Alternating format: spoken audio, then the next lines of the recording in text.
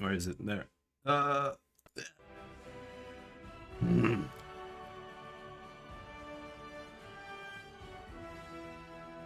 Oh.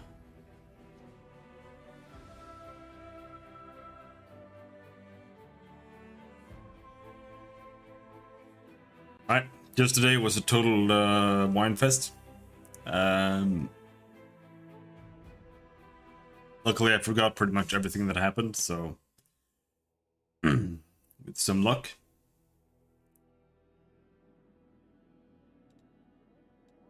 Do a bit better today. So we finished managing our crusade affairs. Or at least we finished doing those first things. I thought we were going to like assign people to posts or something. Guess we don't have that quite yet.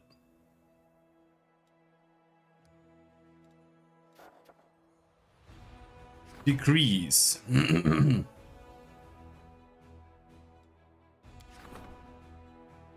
Skilled craftsman. Crest of the Fallen Knight. Unholy symbol of Robogok. The fate of the phylactery of Stevanius the Rocker. The fate of Chilroar's Hide and Tusk. Studying the Sword of Valor. The great relic of the Crusades mysteriously changed upon coming into contact with the commander. What does this mean? Clerics and wizards could shed some light on the artifact's properties. The fate of Soul Shear. A skilled craftsman can do some work on the relic. Outpost to Bastion expansion. By upgrading an outpost to a bastion, the commander will expand its territory for buildings, as well as allow the construction of advanced structures here. Orders to Irabeth. Irabeth's breakdown, which occurred before the assault on Resin, still haunts her mind. She should be reminded that she was, is, and will always be a hero in the eyes of the soldiers by appointing her as commander of a small squad of crusaders. Unfortunately, because Irabeth is occupied as squad leader, her duties in the Crusade's command have to be transferred to someone else.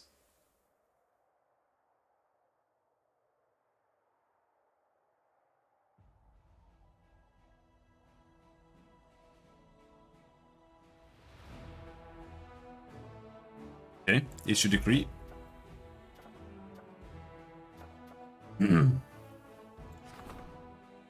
Scouts cannot work out how the demon army picks its way through the advance units to be able to suddenly attack the Crusader forces. Recently, another suspicious incident took place. Some scouts did not return from their mission to explore the territory to the south of Dresden. More thorough reconnaissance of the region is needed.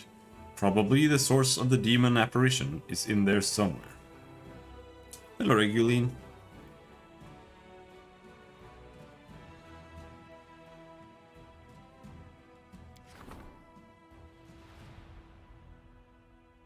Five days, 5 days, 5 days, 5 days, 14 days, 5 days, 17 days. No, 7 days, 5 days. Sure.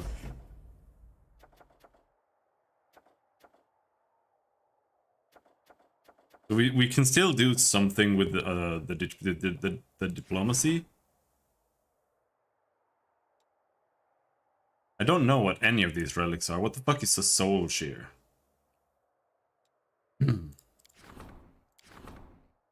Chilroar's Hide and Tusk. Fate of the Phylactery of Stevanius. Fate of the Crest of the Fallen Knight. Let's do that one.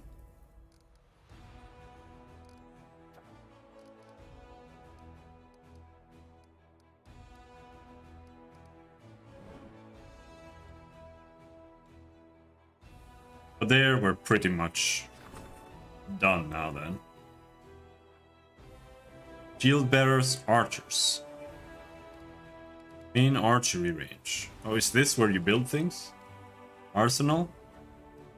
Smithy? Smithy provides +1 bonus to attack for all trainable units in adjoining buildings. Only one smithy can be built in each fort except Dresden.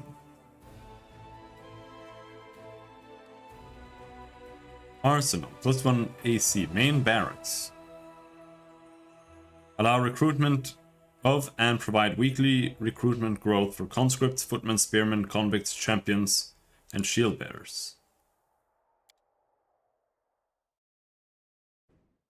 Does sound like that. Alright.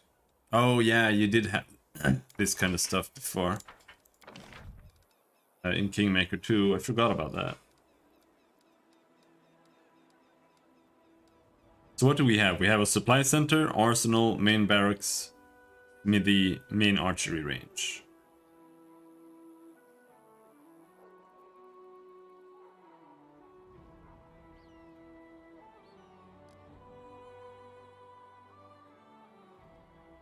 This is the only place where wary crusaders can rest without fear of the harmful magic of the abyss. A shelter allows the commander's party to rest in the fort without increasing the effect of the abyssal corruption. What? Do I really need that here?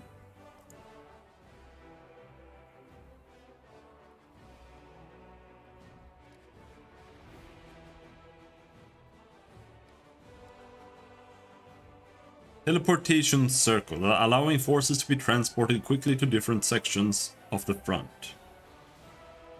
Teleportation circle allows the commander's party to teleport to this fort from anywhere on the map.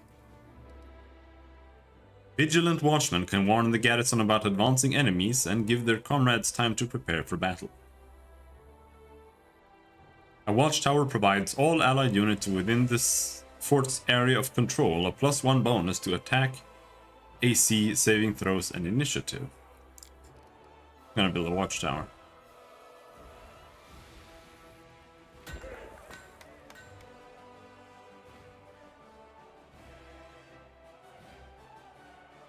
Training grounds provide +10% bonus to damage for all trainable units in adjoining buildings.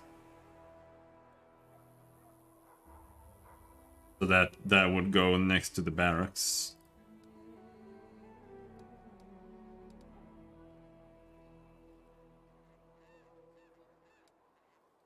But I mean, it sounds like we need a shelter. So I guess we'll build a shelter. Hospital. A hospital provides a +5% bonus to infirmary size for all generals. Citadel. When the enemy storms the outer walls of the fort, its defenders retreat to the citadel, where they can maintain the defense for many days more. A citadel increases the time of the siege of the fort by 3 days. Only one citadel can be built in each fort. Okay. Guess we'll build that too.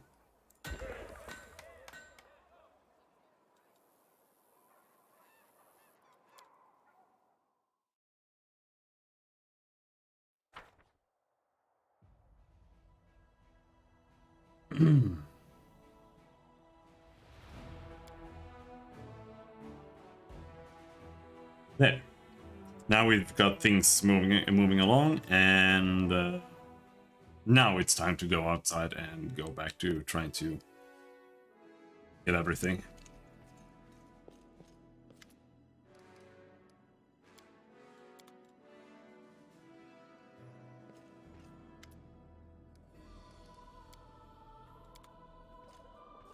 I'm not interested in your personal story. I'm sorry.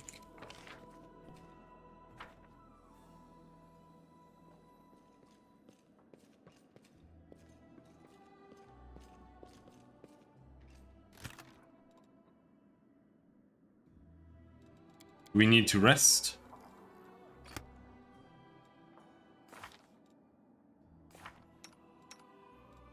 Nope. What about my spells? She just has shitloads of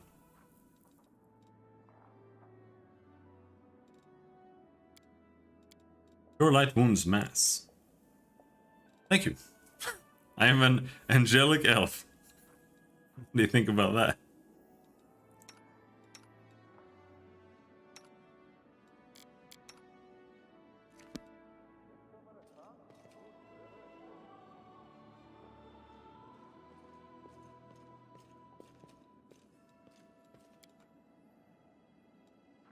Half Measure Tavern. Where the heck is that?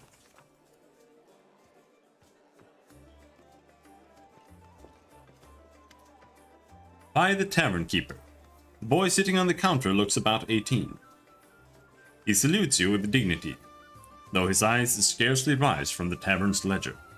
The Knight Commander at my establishment. What an honor. My name is Faikito. I am the owner of the Half Measure. How should I address you?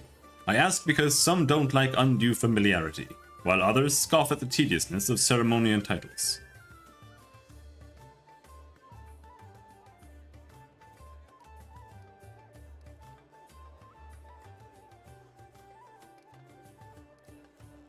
By my title, Knight Commander or simply Commander?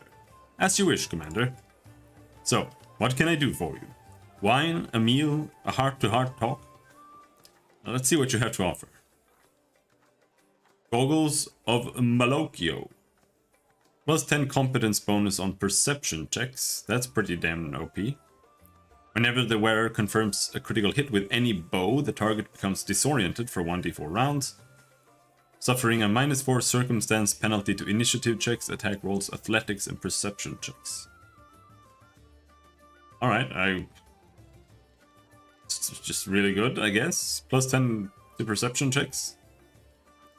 Never gonna miss a perception check ever again in the entire game. Weird. I need butter.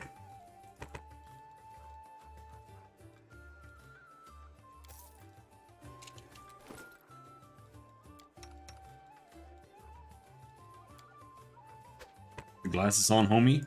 Look at him. What is going on there?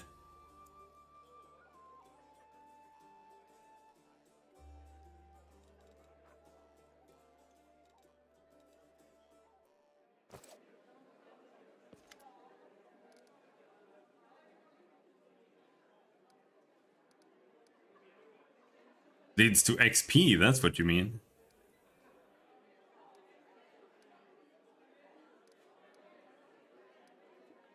I have to go. I just don't feel like my character is interested in anything that he has to say. We're here on a job, we're not here for all this shit. Oh, hello, Greyboar. How can I help you? Before you stands a dwarf. He has stern, rugged features and looks to be well armed. He fills his pipe with tobacco from Garund, lights it, and blows out a cloud of smoke. Finally, he addresses you in a deep, dignified voice. I want to hire you for a dragon hunt. A large adult female? The one that's been snatching people and carrying them off? I've heard about her. That's an impressive target. I can take this job, but only if we do it soon. I'm expecting a new assignment from my regular client, and I'll have to leave as soon as I have the orders. And of course, you should know that this dragon will not come cheaply. 2,500 gold, paid in advance. That field would know. Large adult female. Alright, I'll give you the money. Let's get down to business. It's no easy thing to take down a dragon when you don't have wings, so you'll need to follow my lead. The best thing would be to catch her by surprise in her lair, but we need to find it first. Of course, since she doesn't leave tracks, that might be tricky, but I think I have a solution. We need to go west of Dresden, to the Grimwood Forest. The dragon's been seen there often.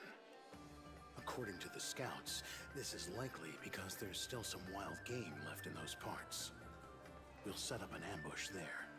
I hope I can rely on your honesty. I understand that on our way to the dragon, there may be other fights or places we need to visit for various reasons. That's to be expected. However, should I see that you are deliberately delaying the contract, or that you're dragging me off to assault some demon citadel instead of going after the dragon, we will have to revise the terms of our agreement. Alright. He's in my party now. He doesn't get any of my mythic feats quite yet, it seems. So, Dwarven weapon familiarity. What do? You have double slice. You just like hand axes. Dwarven war axe. What are you? You're a slayer. 20 AC. Holy shit, you fucking suck.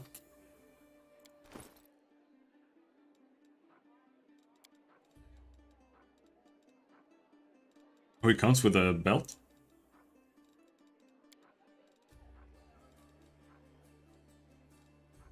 How the hell am I gonna make you viable?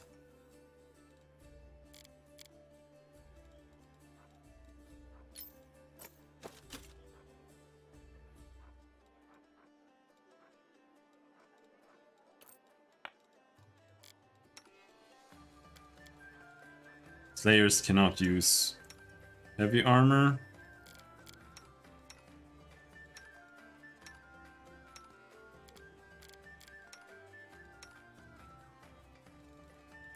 This is what I get for selling everything.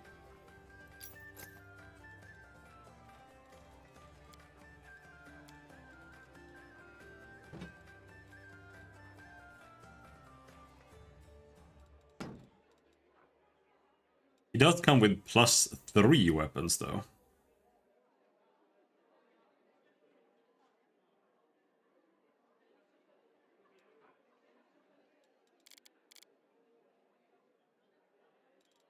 But I'm sure we'll find something along the way.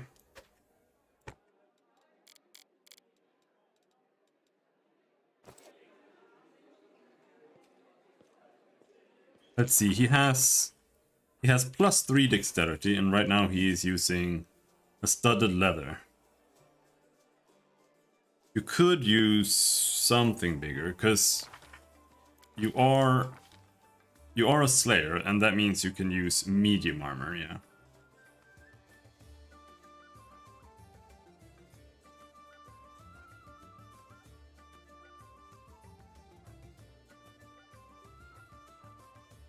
Now, he is going to be a damage beast, because he's a slayer and sneak attacks are super, super, super broken in this game.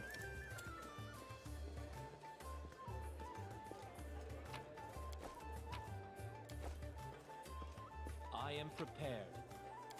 No, he's not a glass cannon, he's just poorly built. And he doesn't have the right armor, because he has +3 dexterity, right? But he's just wearing a shitty studded armor, or studded leather, which has a maximum dexterity bonus of +5.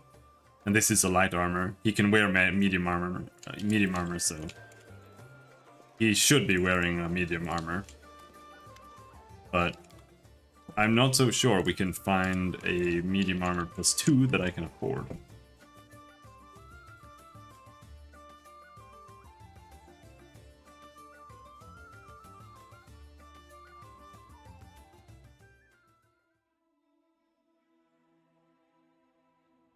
However, he does need dexterity for defense, so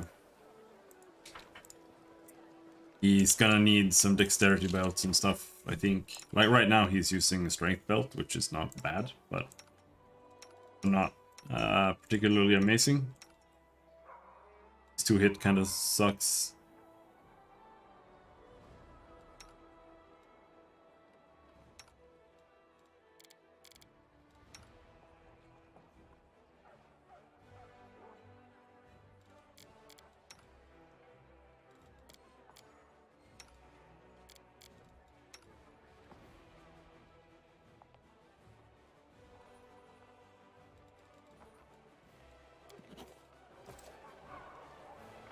But the armor smith is over there.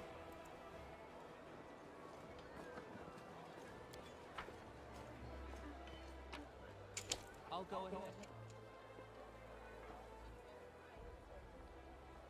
Here, in the corner. Armor. Medium. Flowing scales. +2. Max 3 dex. 10% mischance. Can I search medium armor?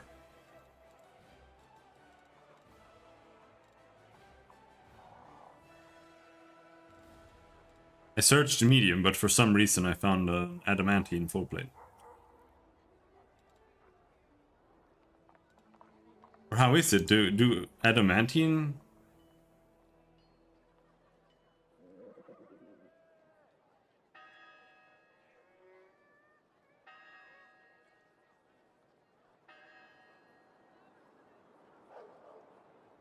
No. It's weird. Because I think a mithril chainmail should count as light. Heavy armors are treated as medium and medium armors are treated as light. For purposes of movement and other limitations. But that's still a medium chainmail. A breastplate has 6 armor. Is that what we want?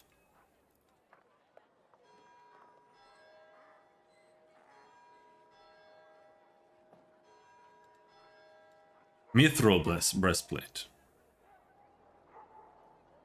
Mithril chain shirt.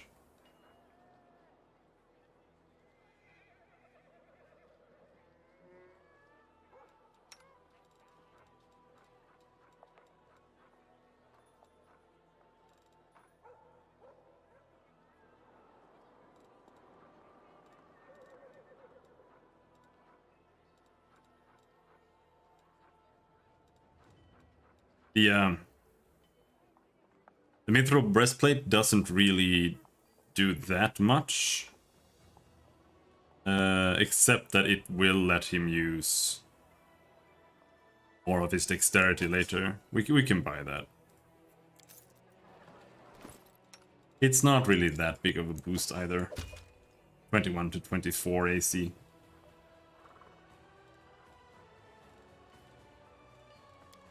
He'll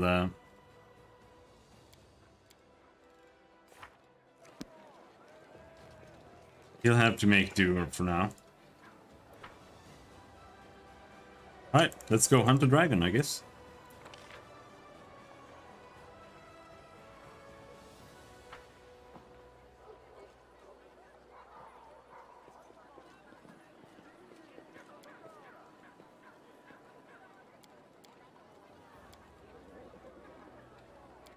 Like that. My main character and Camellia, is that her name? Yeah, Camellia. Will have to be enough for like frontlining. My AC still leaves some to be desired. It's higher than that. Why is it so low? Okay, now Greybor can get stuff here.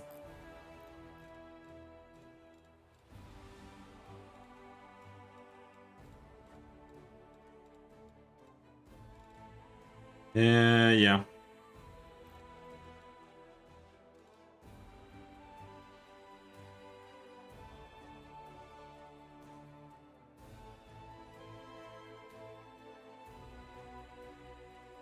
When wearing armor or shield, you reduce the armor check penalty by 1 per mythic rank. So he could do this later, but right now it doesn't serve a purpose. Because he would need to have like, I don't know, plus 8 dex belt or something for that to be good.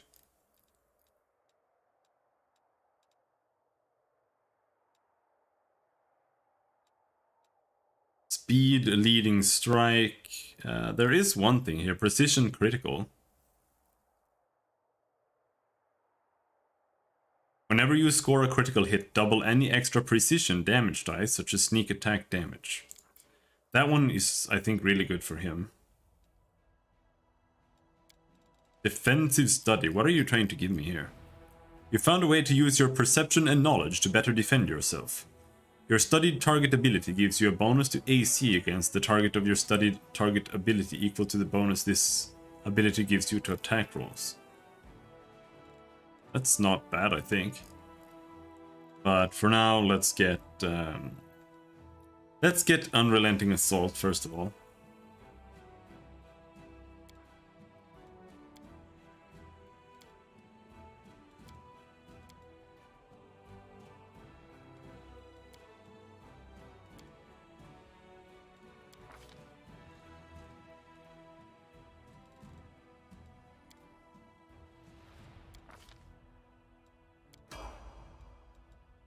And then he gets feat. Now, he doesn't really use weapon finesse.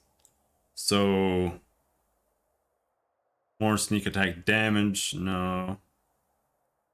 I mean, I find it truly difficult to warrant picking anything before you get weapon focus. He does get feat.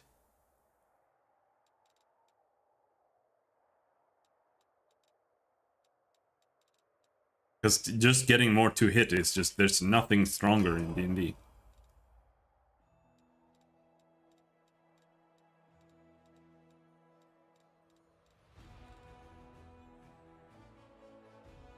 Precision critical.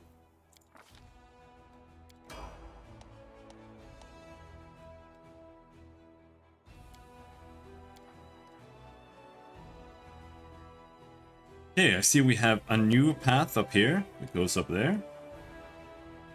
Weak demon armies. Where is my army?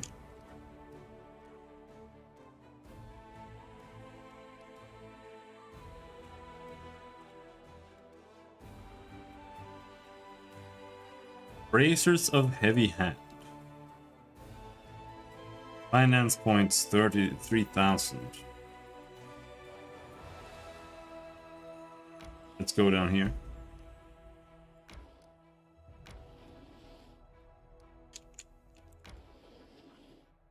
Where are you going?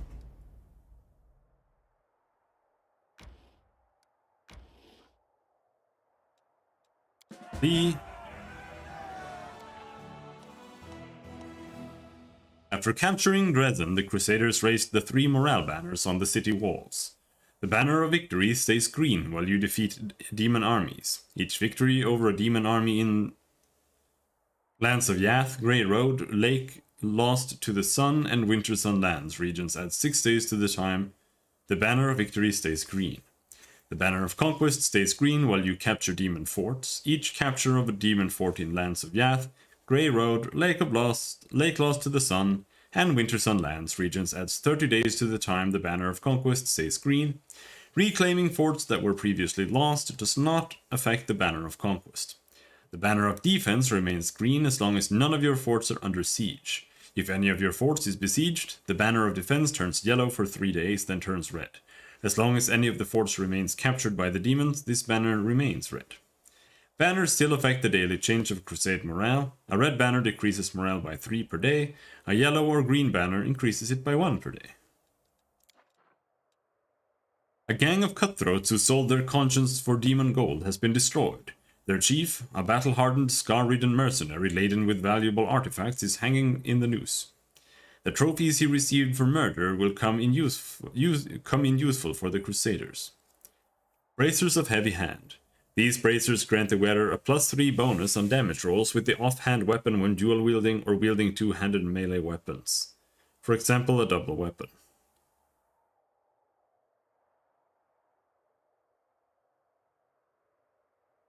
Kind of meh, but I don't take it, I guess. Shrine of Sacrilege.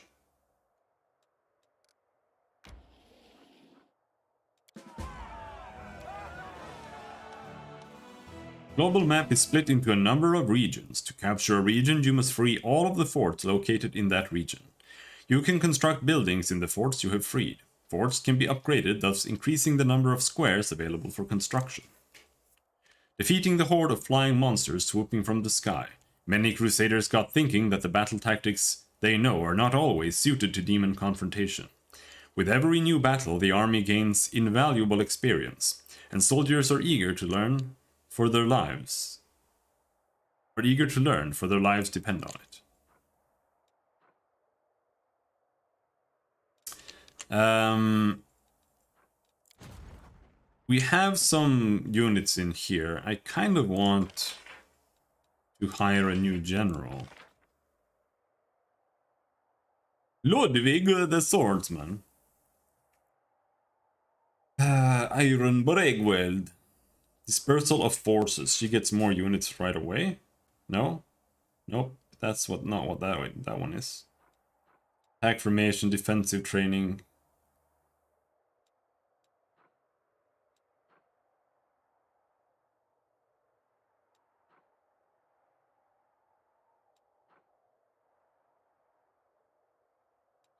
Spellcraft.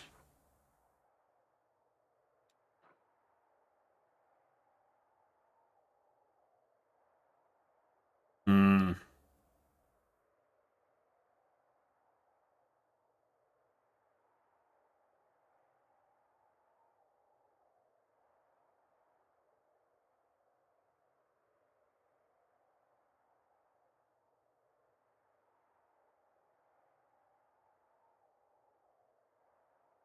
Well, I hate all the other options, so I'm gonna go with him.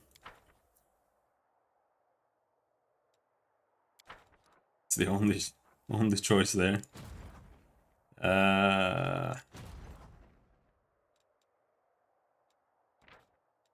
Paladin.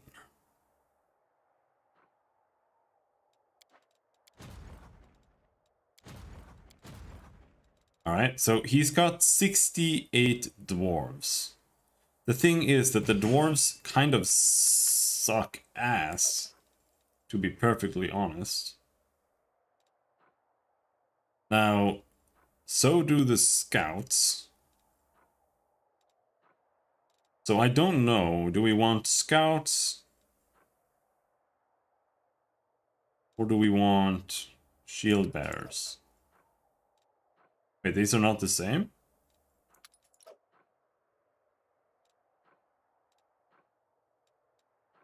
They are the same. Stack them together. What the...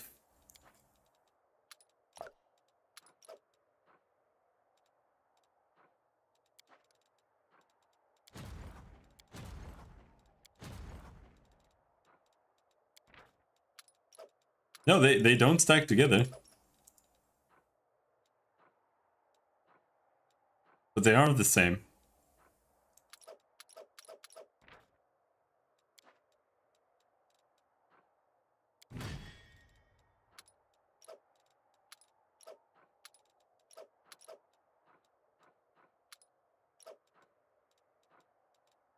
Oh, now they stack together. Okay.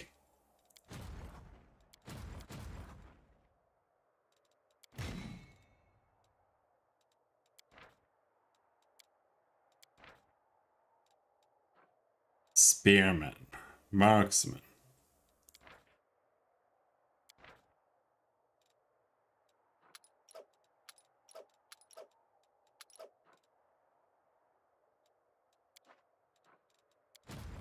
But the reason I did that is because I felt it might be prudent to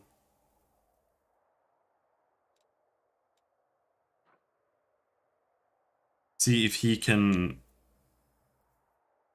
gain some levels instead of clearing everything with that other squad. We might want to try leveling one more here.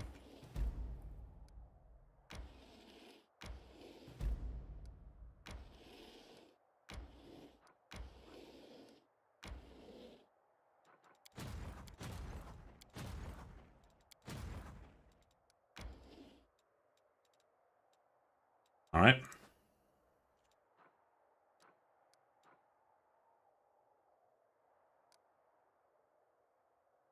And now we need to go... Where? Grimwood. Holy shit, that's super far away, bro.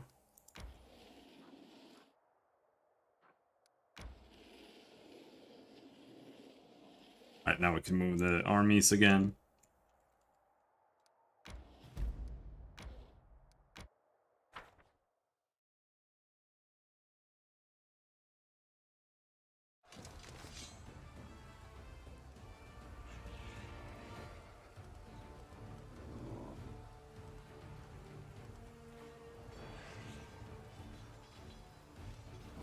I don't know why I thought this looked easier.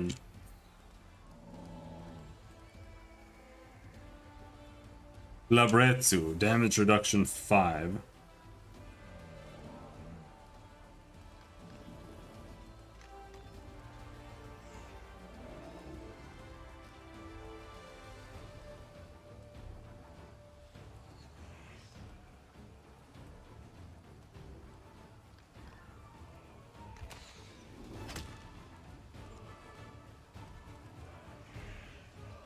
Now see, they can do 0 to 1 damage on him, but what if I do this? 0 to 2 damage. Well, he is pretty big, so I guess that counts for a lot. Yep, they just copy pasted a really bad Heroes of Might and Magic copy into it. Not a big fan of it. Oh shit! You can't do that!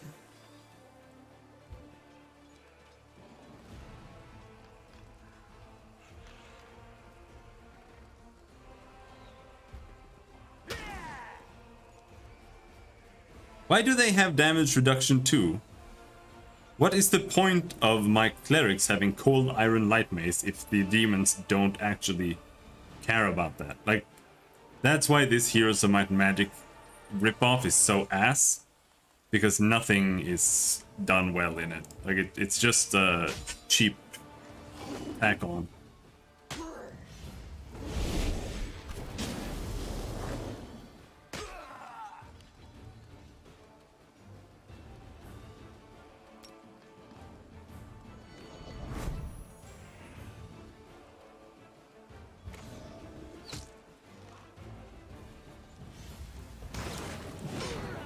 And see, that like the spellcasters are ridiculous. You cannot go into a battle without quick saving first, because you just cannot judge how dangerous it's gonna be. So this guy, he one-shots units with 100 units. So like, what kind of unit strength do you need to have? The answer is you cannot outdo it. You have to just have a big enough unit that they flee, so you win automatically. That's the only way to win against these guys that are spellcasters without losing your entire army. It's the only way. Alright, so let's not fight those.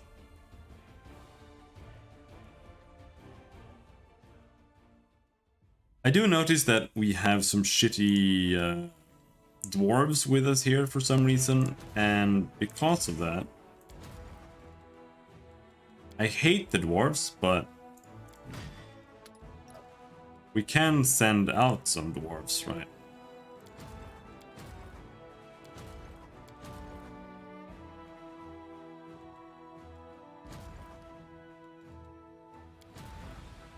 It's not the demon, it's their hero that's doing it.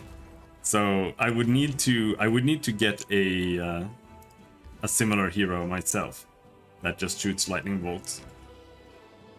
But even with that, he would still just one-shot your squads every single turn, so you would still lose all the units.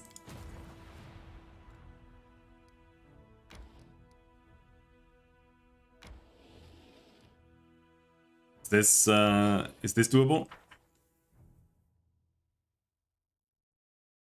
But I don't have any wizard heroes right now. I only have 2 warriors. So we have mounted scouts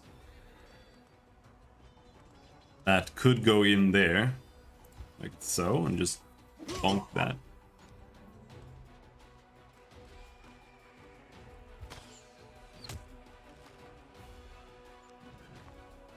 Oh no, he's got a hero. Oh no! Ah! Oh, his hero was ass. Okay, never mind then.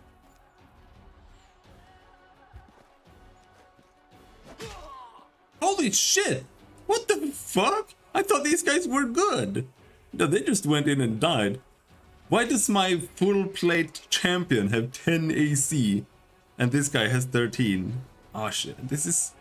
I hate this. It's so bad. Nothing makes any sense.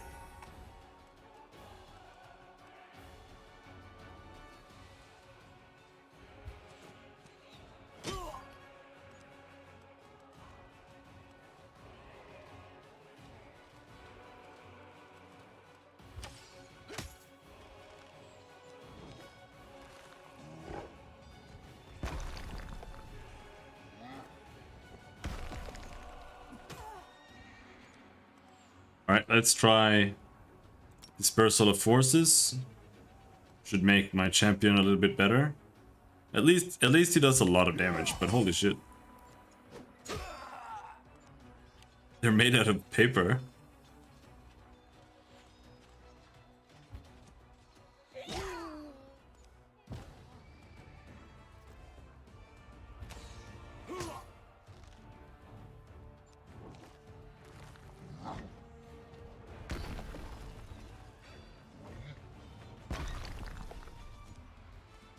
They are just throwing rocks.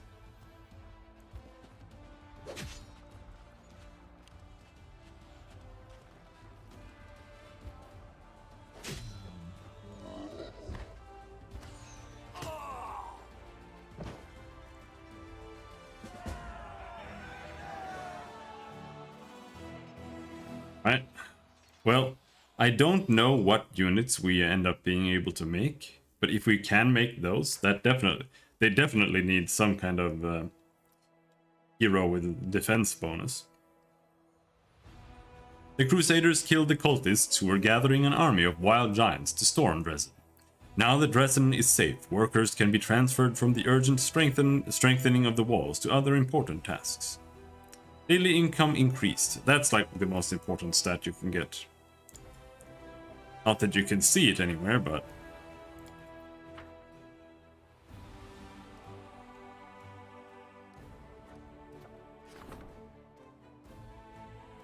Financing a crusade is a costly process, and the diplomatic council has come up with new tricks to preserve the friendship of countries and nobility, sponsoring the commander's army.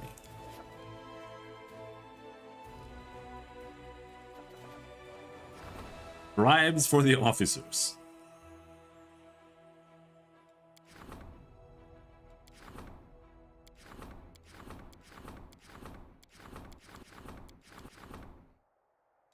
Nothing we can do.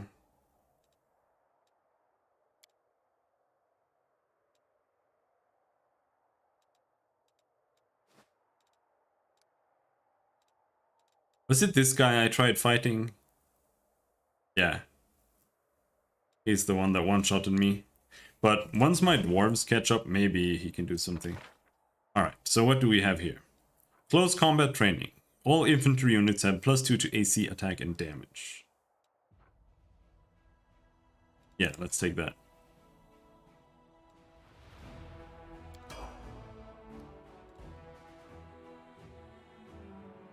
Now this looks nasty. I have no idea if I can fight that.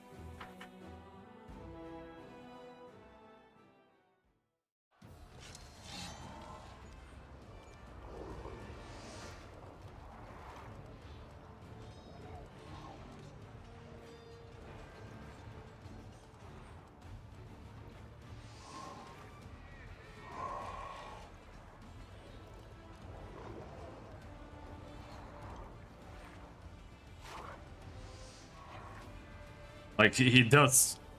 This is insane damage. 17 to 27. So...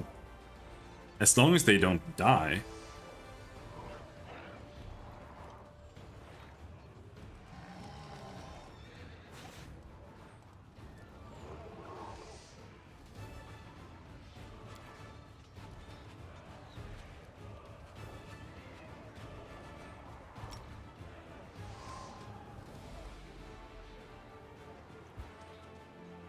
Bonk. Ah.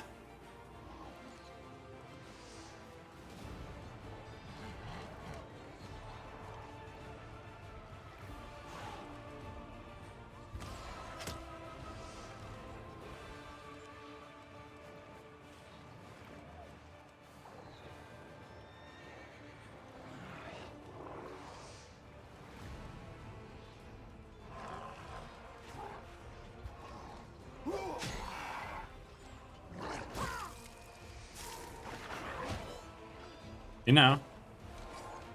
No, no, no, leave my archers alone!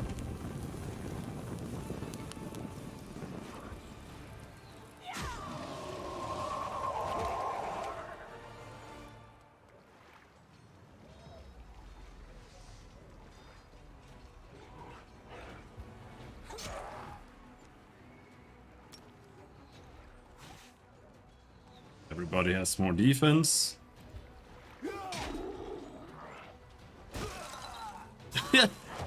What the fuck? What the hell?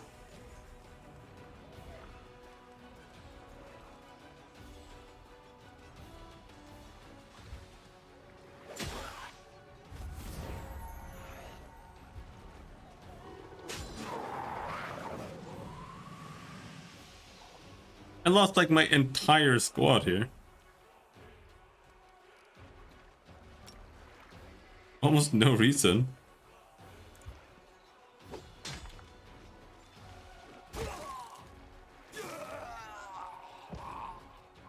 Yeah, they're just gone.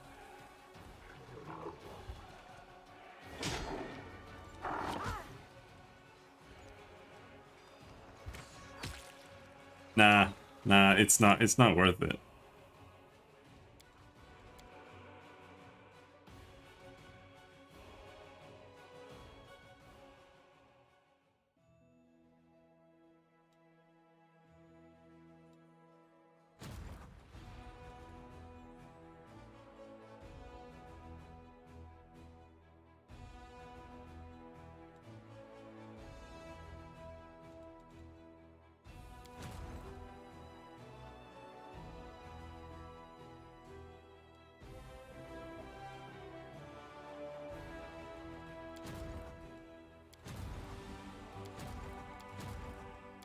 It's just really surprising because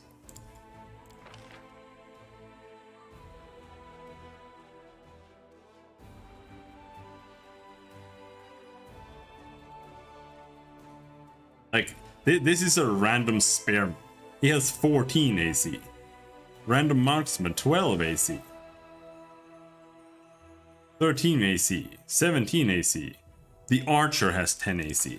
That's why it was so surprising that the champion has 10 AC. Elite soldiers wear their heavy armor and carry their deadly blades with well-earned dignity. Why does he have 10 AC and 23 hit points? What the fuck?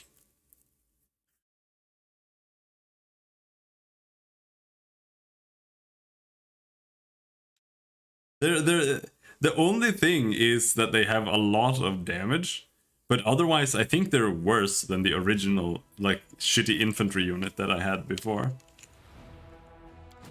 Alright.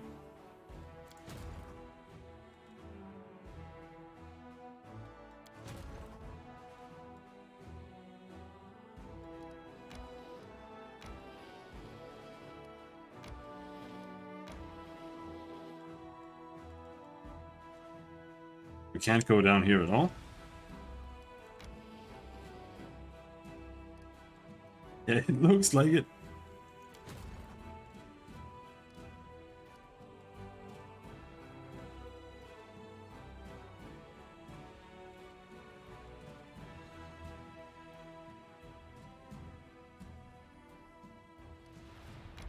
But it's not like we lose anything by just walking around with these guys, so... You can't tell where you're going, so sometimes you just accidentally walk into the thing you don't want to fight. Now, the thing that killed us was this, the water elemental. It's just insane. Air elemental, 21 AC.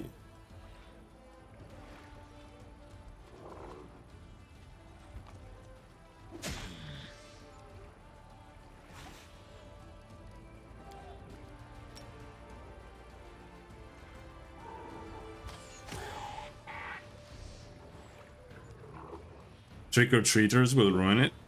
Damn trick-or-treaters. I also hate them, and I hate Halloween as well, just like you. Dang. Oh! Oh, we got him. They're gone.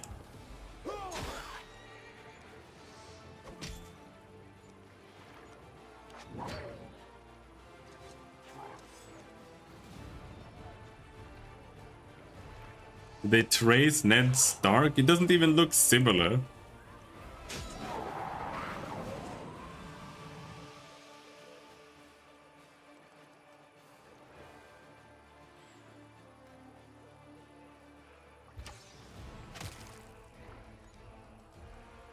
Now it just depends on if we can kill that guy without my dudes getting fucked.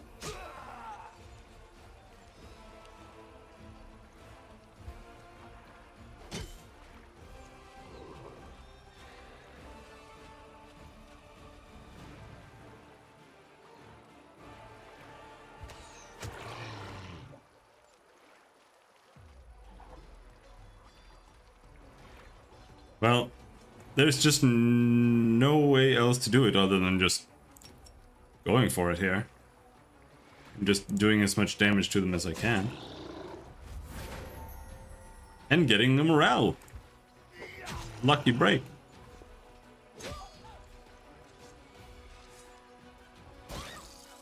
Hey, that's good. That's good. Attack the archers. They have way less, or way more defense than my champions.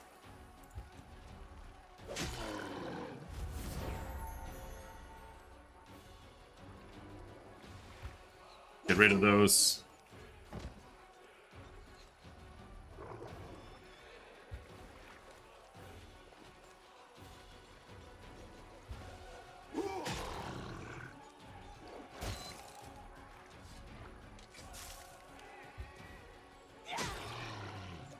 We lose a few units here, but this actually went way better than I thought.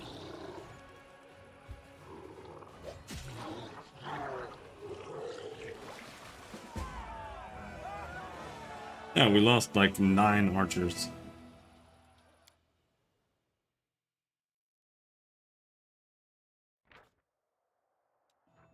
Yeah, it doesn't make a whole lot of sense. You're just striking fire.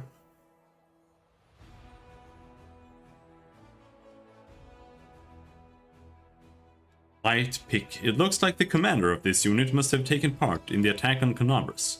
What else would explain the item in his chest looted from the Tower of Estrad Museum that the Crusaders found?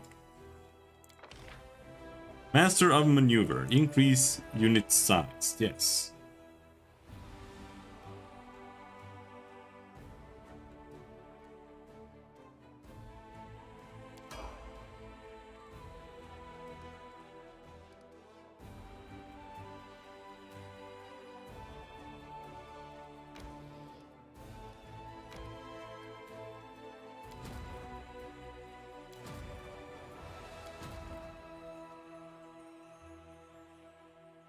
Holy shit!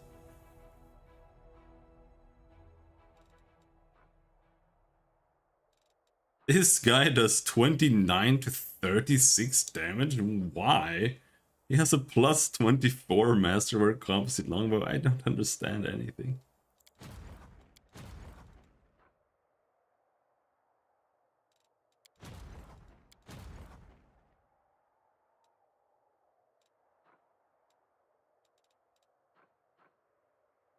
How do we get there? Winter Sun. A small village that somehow survived the demon's invasion. It is surprisingly silent and peaceful, as though it lies in some remote rustic setting far from the front lines, and not in the middle of the world womb, surrounded by monsters.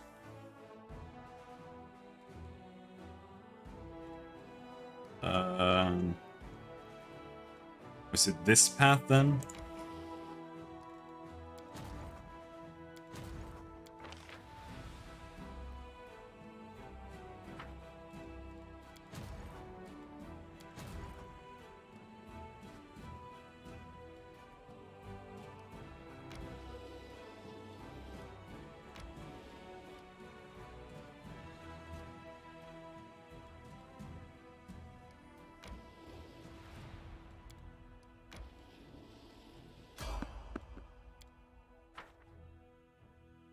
Hill gives out candy.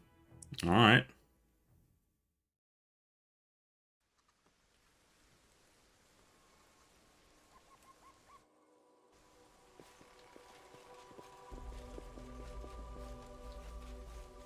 Berengar.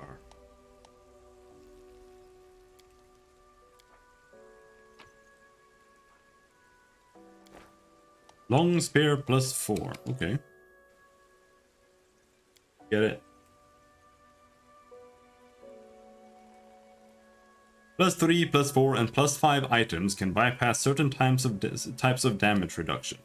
Any +3 weapon automatically bypasses damage reduction cold iron, and a +4 weapon bypasses adamantine, and a +5 weapon allows the wielder to deal full damage to a creature with damage reduction that is based on a certain alignment.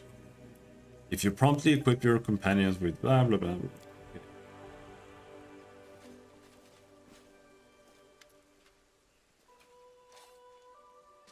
Berengar. A prayer to Iomade flies from the lips of the kneeling old man. He speaks softly and steadily without raising his head or otherwise acknowledging your presence. After finishing his prayer, he looks at you with clear eyes. What can I do for you, stranger?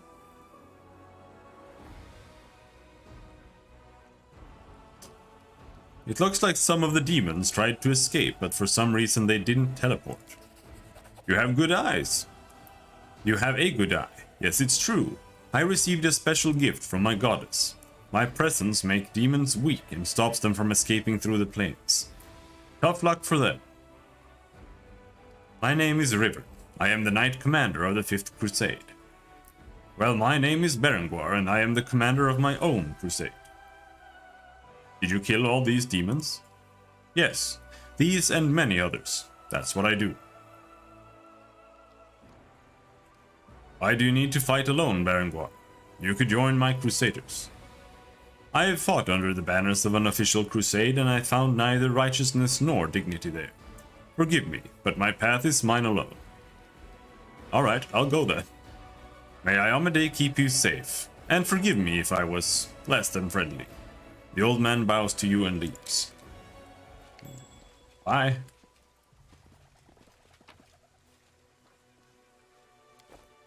Page from a Crusader's diary. I chased him during the day. I followed him at night. I found his tracks in the demonic wastelands of the Wound. I set up ambushes in the cities. Hunting a hunter is a strange job. The demon was seeking victims, leaving behind a trail of Crusaders tortured to death. Their hearts carved out of their bodies, and I was seeking him. Kneeling at my nightly prayers, I asked myself, why do I want to rid the world of this particular monster? New demons come almost daily from the rifts in the world wound. I could fight them whenever I wanted. I could join my Crusader brethren in any garrison. But I chased him. For 3 years, relentlessly, like a hound following a trail. Finally, he came to me himself. My perseverance drew his attention. It made me bait. There are demons who take special pleasure in torturing the weak and helpless. But he was different. He was drawn by danger. He liked killing the strong, the proud, the unbreakable. That's what he told me. I listened to him and was horrified at how similar we were. Then we fought. I killed him. These were 3 long years, goddess. I was returning to Canobras after this long hunt, after an exhausting fight, carrying a terrible burden. On the fringes of the city, a light guided my way. Not your light, no. The lights of the fires near the city walls, where the Inquisitors were burning more potential renegades. I walked in my dusty armor, covered with sword marks, past the people who gathered to watch the execution. I overheard the ecstatic words of the executioner. I remembered the words the demon said before his death. I never entered the city gates. I didn't kneel in your temple. I didn't share a meal with other crusaders. I, Berengar the Tall, no longer belong in this crusade. Not after these long years. Not after what I realized and heard. As it lay dying, the demon said to me, "We are what you will become." Okay. I'll go ahead. Got any other secret items in here? Why is this map so big?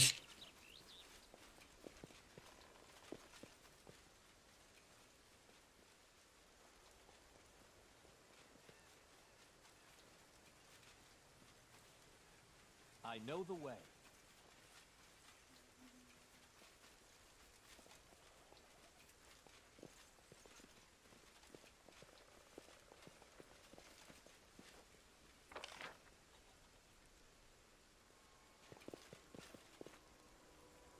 that's it seems. Got a +4 long span that nobody's gonna use.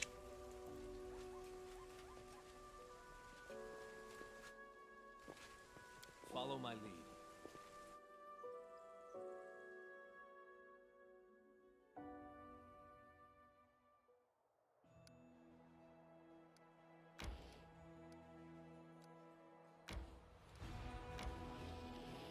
Oh, okay, so dressing can go in that direction. You can leave there, right? We're building stuff. Energy points 38. Magic ingredient. Oh, okay, that's what energy points is. It's for the city.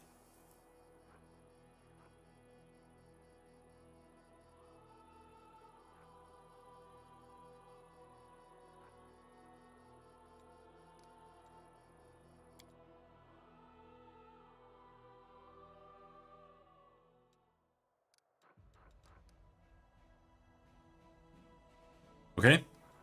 Can I enter city? Let me enter the city, please.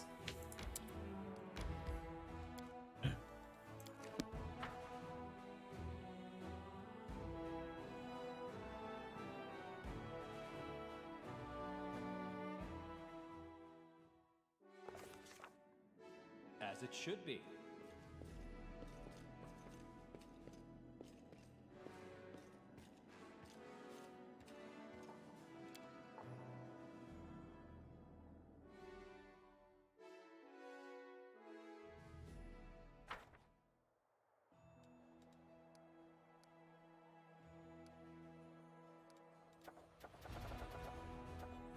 Nothing we can do.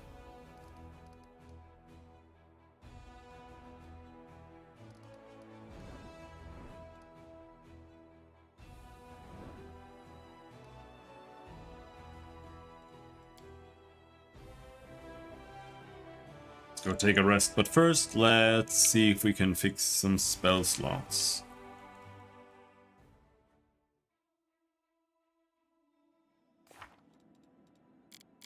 I don't need to have all these restorations here, I think, but I don't really know. Stone skin. Anything else?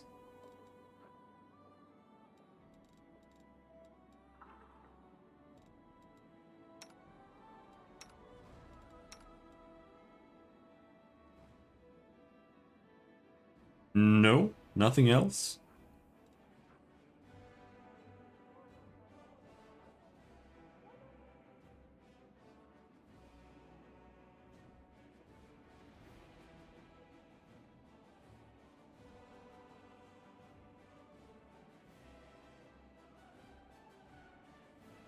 One round per level, and all it does is do 1d6 plus 1 point per caster level. Damage to anyone who hits me. Not worth.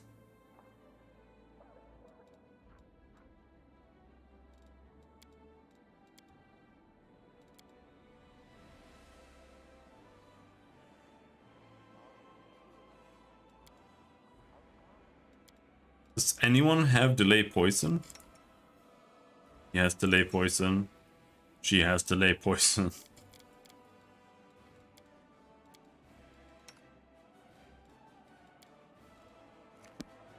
Everybody has delay poison.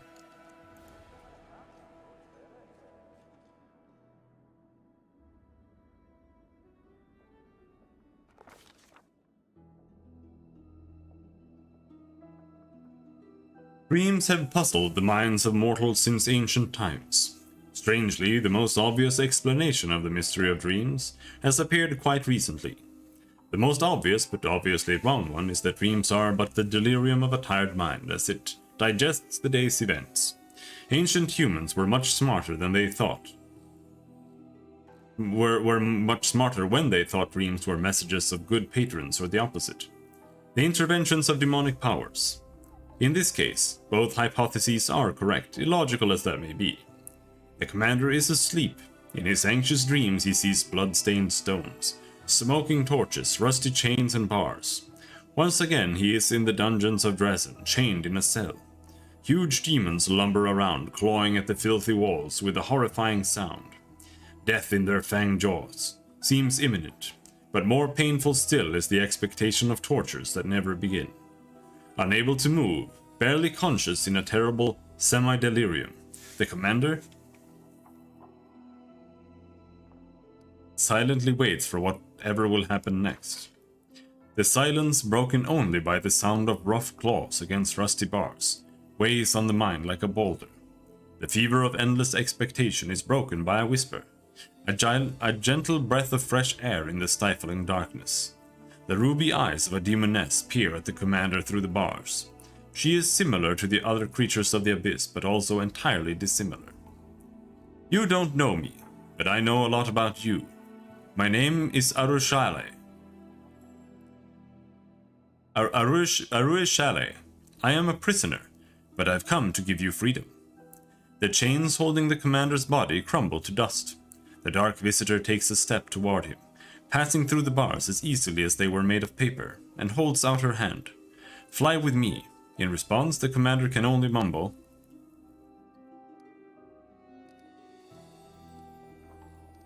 "Get back, demon!" Please don't make me leave, I wish you no harm.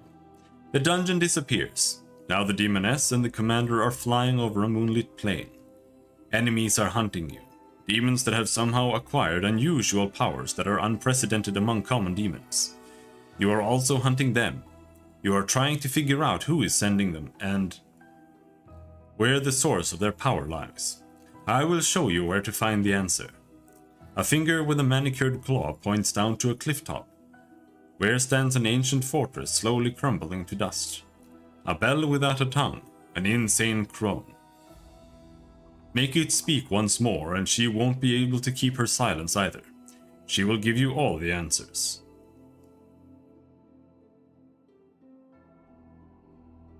Wake up and try to understand what happened in the dream.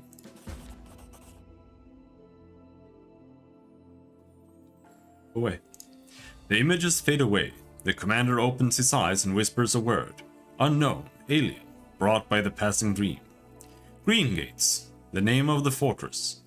If the demoness is to be believed, what a curious notion. There is a deranged crone hiding there who knows where the demons with these unheard of abilities are coming from. It will be intriguing to learn who this crone is, what she knows, and whether this dream is but a trick to lure the commander into another trap. But we cannot find out without visiting the place from the dream. Green Gates has been revealed.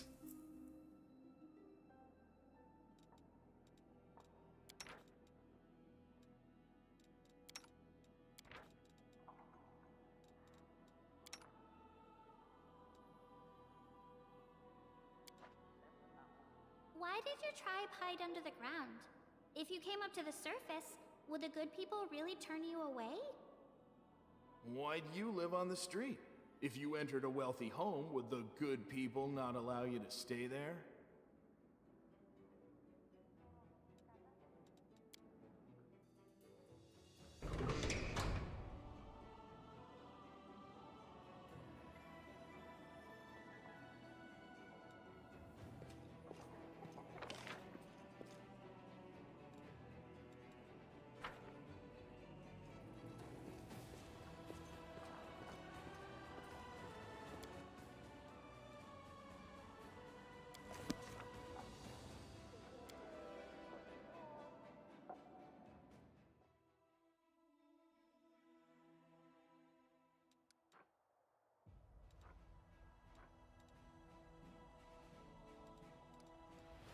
Back to controlling the armies.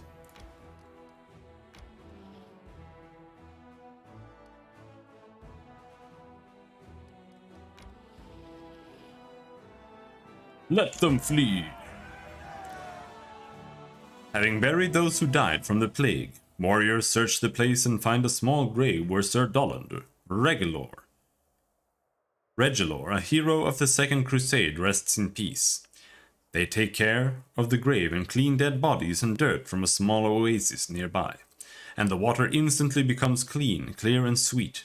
This place is much loved by spirits and gods. Alright, so this guy, he's got very little stuff there, it seems.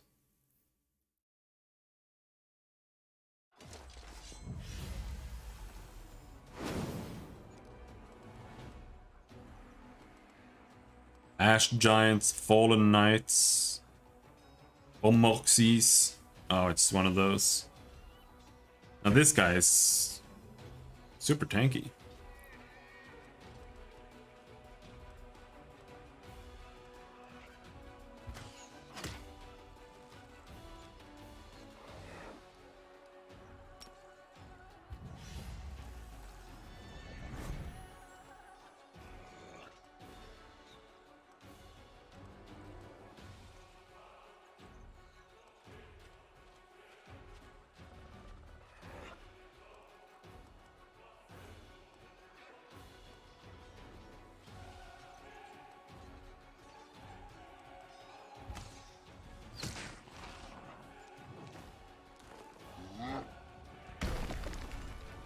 Whoa!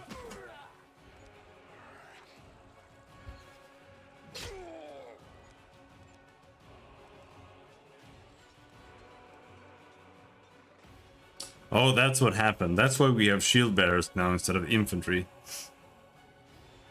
They changed all the infantry into the dwarves completely. When we made that choice with the Regil.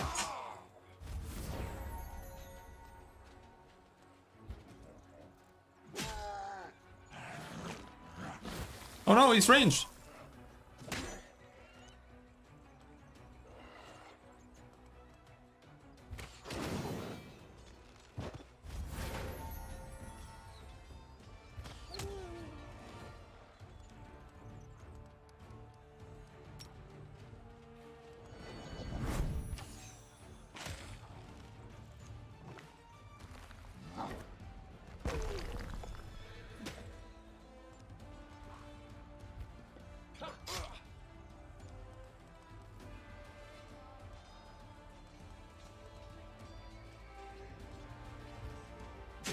Can't move at all? No?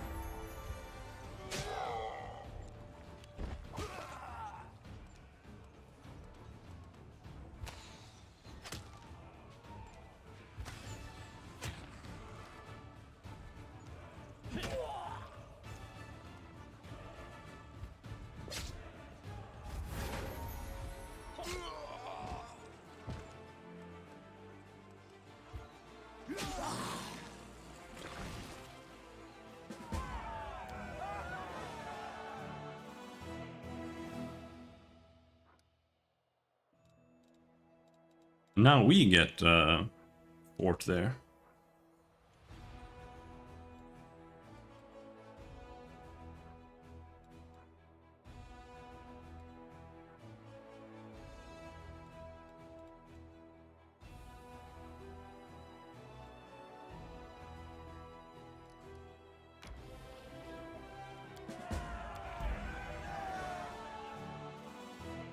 Crusaders attack the demons at a propitious moment. Propitious moment.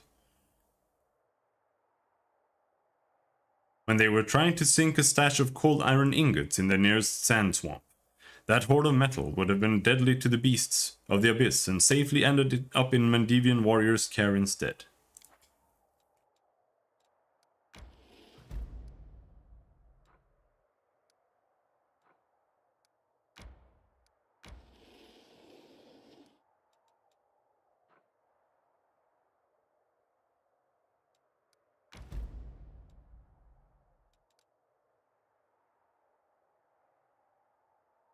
They're here.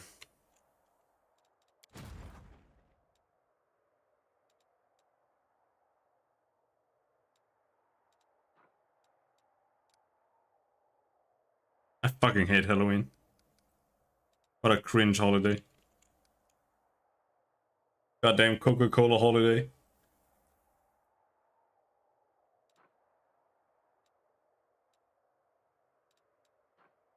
Hmm.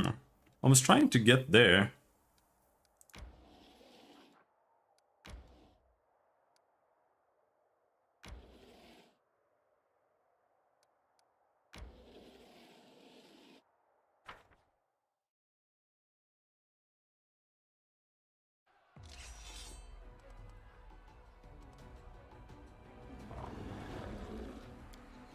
It's the same thing.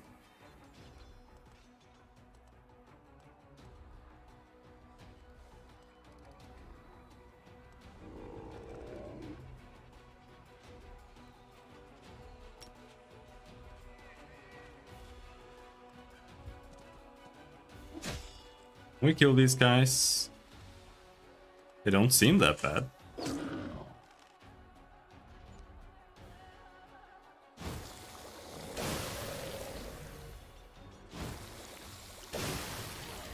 Ow! Take it back. Oh, here they come.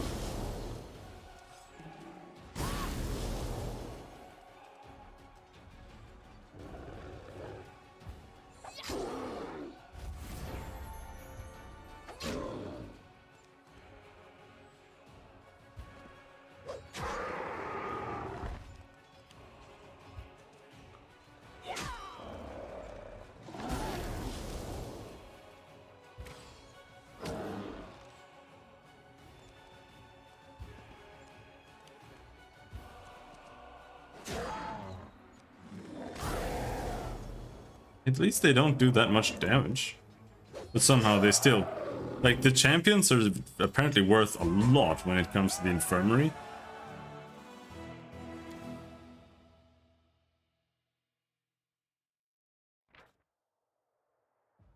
Warriors have discovered what attracted such a horde of monsters. An impressive ambulant laboratory belonging to some insane alchemist. The laboratory had been mercilessly plundered, and the jars of elixirs and ingredients bore sinister holes, through which the hideous creatures had consumed their contents like some exquisite nectar. Luckily, some of the alchemist's inventory survived and now belongs to the Crusaders. Nice.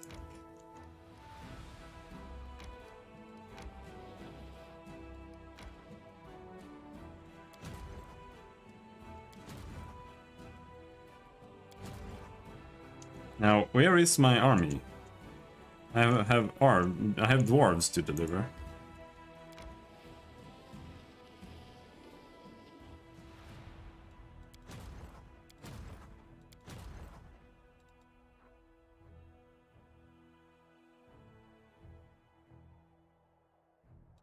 These paladins seem okay, but there are only 2 of them. So, what am I supposed to do with that?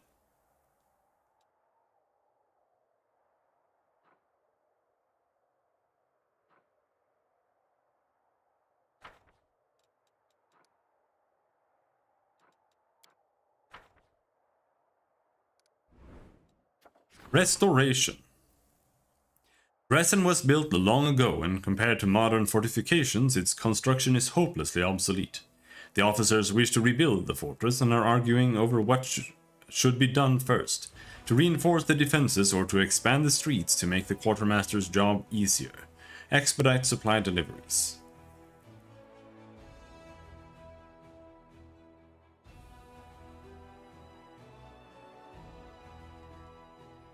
Invite architects from the Order of the Nail.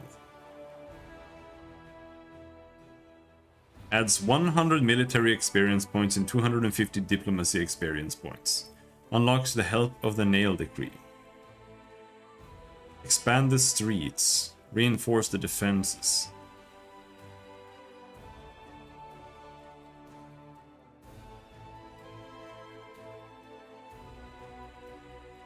Expand the streets. Sure. I don't feel like the walls are really that important. I mean, they are, but the demons just fly in anyway.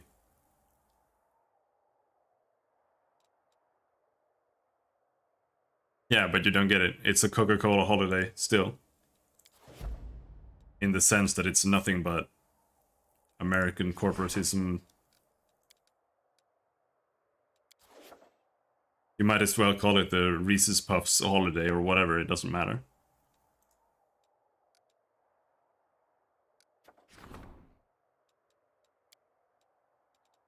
Okay.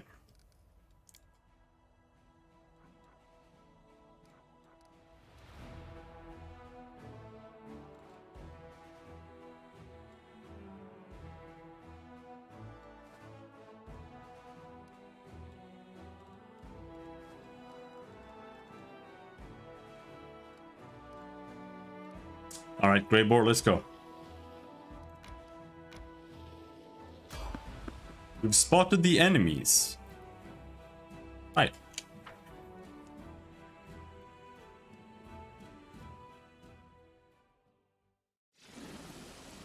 It is super cringe.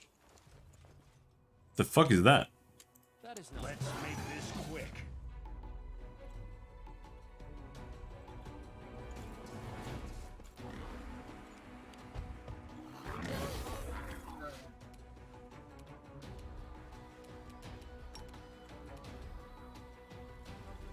Now we're fighting level 20 random encounters. And we're level 9. I'll cut you wide open.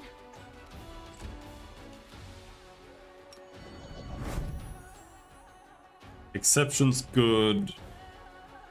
Good, cold iron. Damage reduction 15. Okay, so we can't damage these guys at all.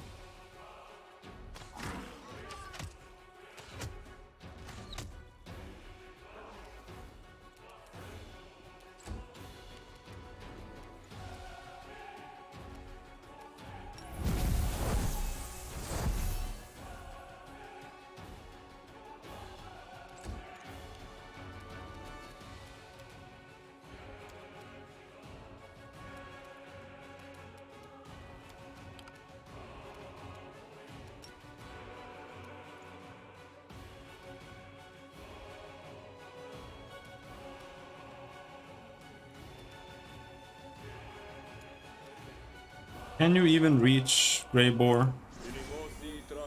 Yeah, you can.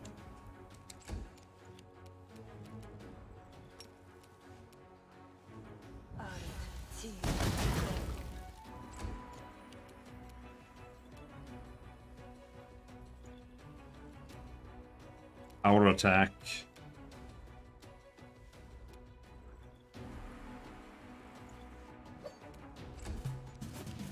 So this is how it feels. Victory is worth the pain.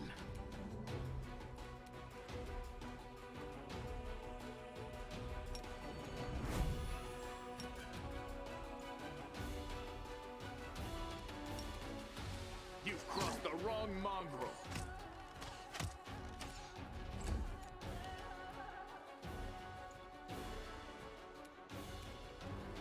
Let's try this way.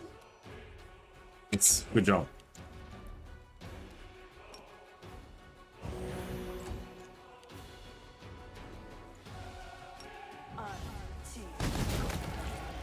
One down. I feel like we have to grind. We just gotta go out and grind.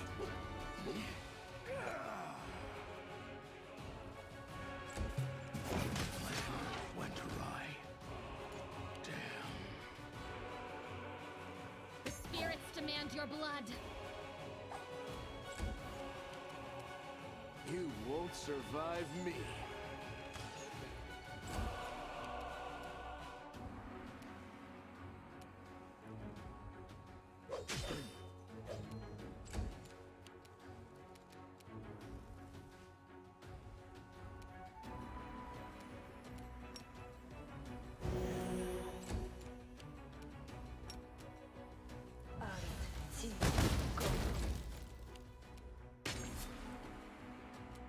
Simply business. An off power attack. What the hell?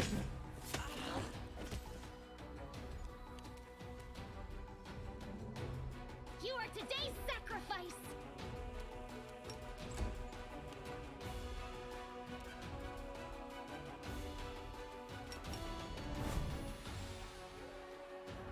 Endure this.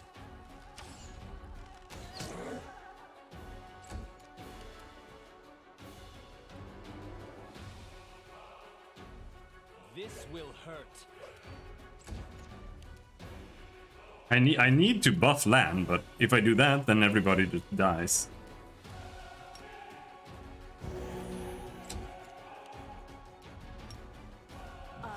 So this is how it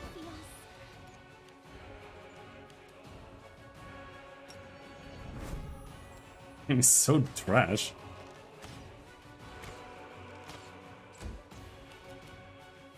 A calculated risk.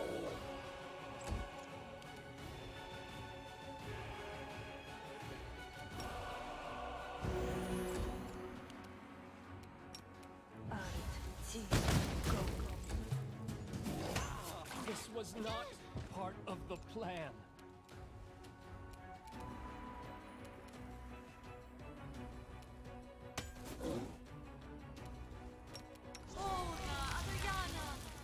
Cast stone skin on yourself. Maybe you can stay up for a little more than 1 second.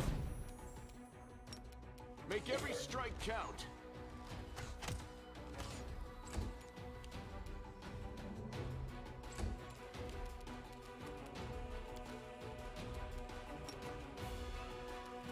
No, I have to heal. There's no choice.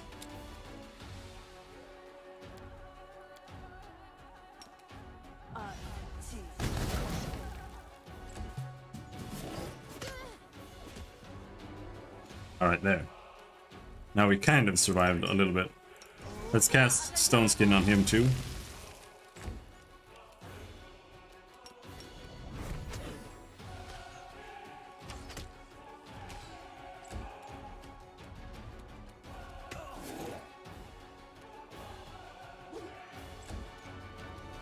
And now we can go and cast Good Weapon on Lan.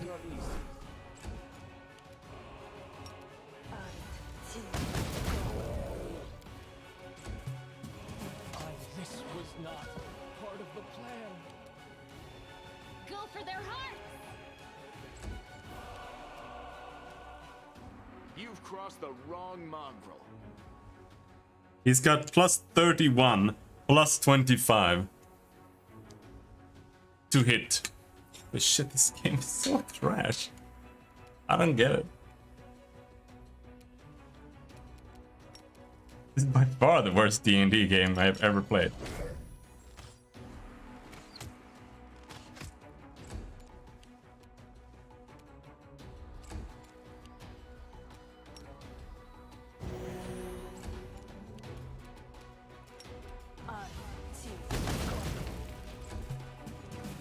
This pain is excruciating.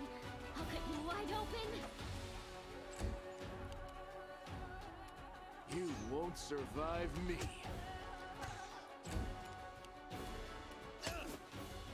Alright, get up. This should do it. Miss.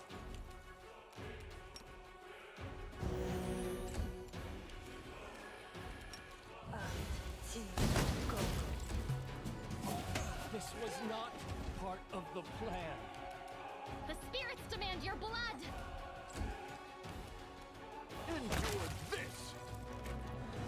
5,000 XP. At least we got some XP, I guess. Let's try this way. Level up.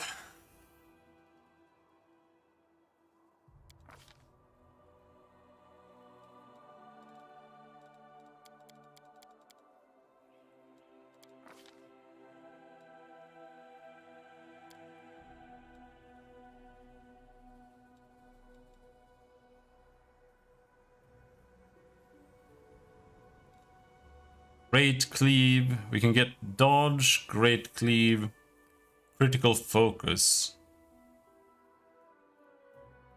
+4 circumstance bonus on attack rolls made to confirm critical hits.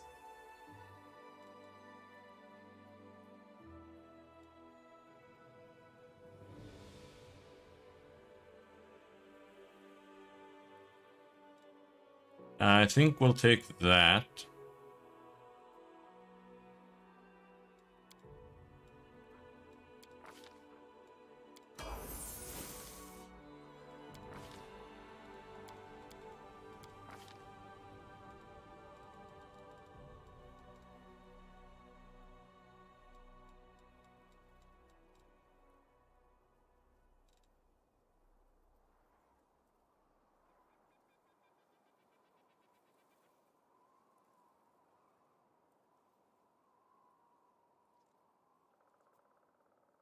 Uh...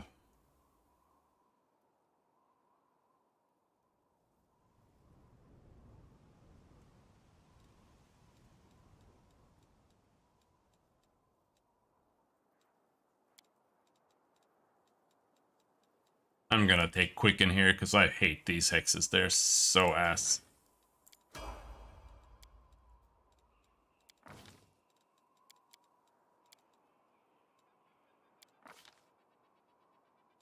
Clustered shots. Improved critical. Don't take improved critical. Why?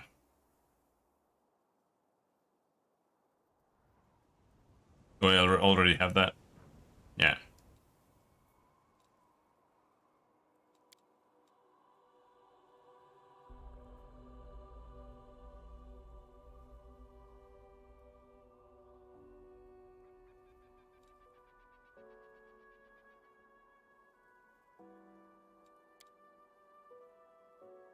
Alright. Clustered shots helps us bypass damage reduction.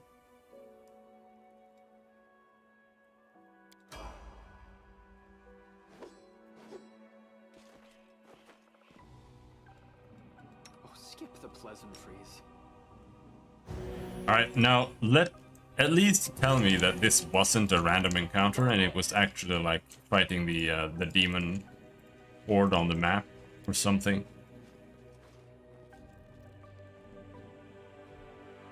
Is there any use to having more than 6 characters leveled? Not really. Did I actually fight the demon army? Is that what happened? I'm gonna try again here.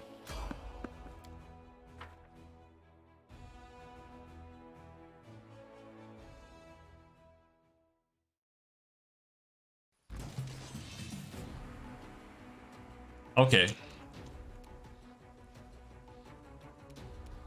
Well, if that is the case, I don't know if this is that encounter though, but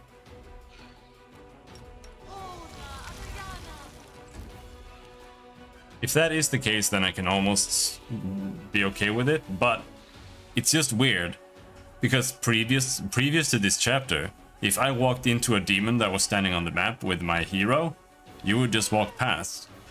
You had to fight it with your army. And now they just changed the functionality of it.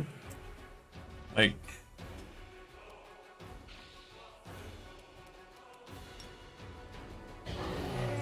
it's just not a good game. There's no two ways around it.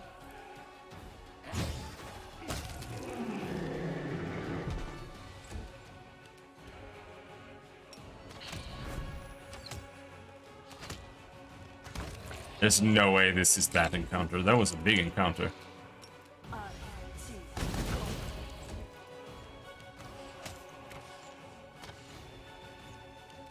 This game might start making sense once we are like level 15, 19, 18, something. But not before then.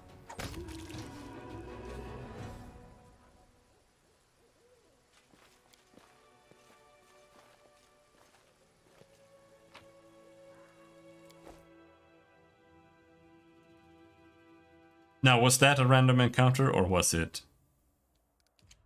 That was a random encounter. What about now then?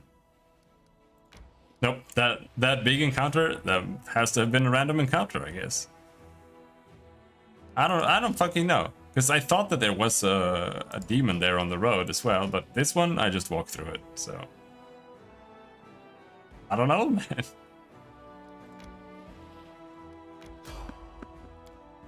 There's someone on the road.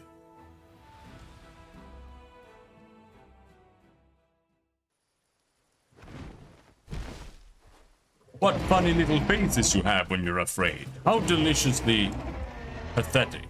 Something, something. Level 25 dragon. Oh my fucking god. Someone's gonna come in and be like, why are you going into the other zone? That's like chapter 5.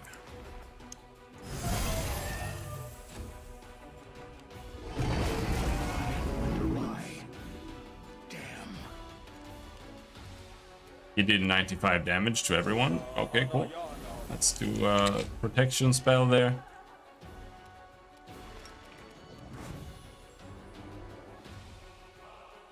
Make every strike count.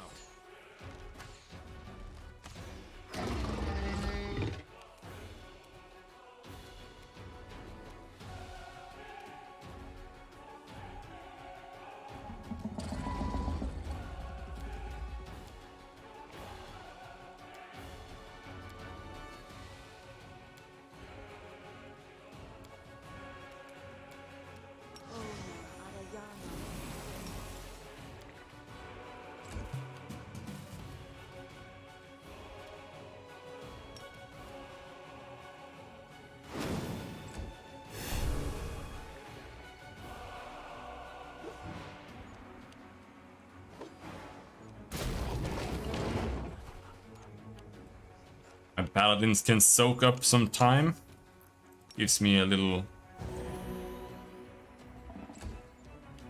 Gives me a chance to do some stuff there. You've crossed the wrong mongrel. Oh, crit! We just need a couple more crits. Now, he has blurred, but we can't dispel the blur because the game fucking sucks.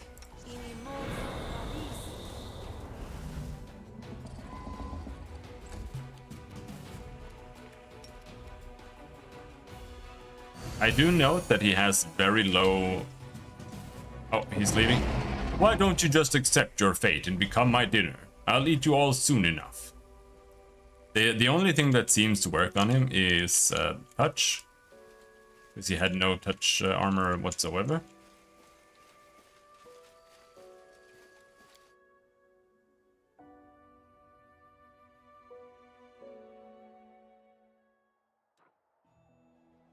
That. We're fatigued. Fine.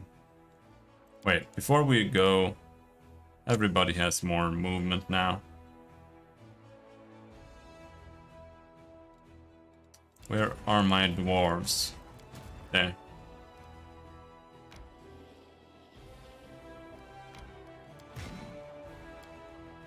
Now we've got 100 dwarves. Nice.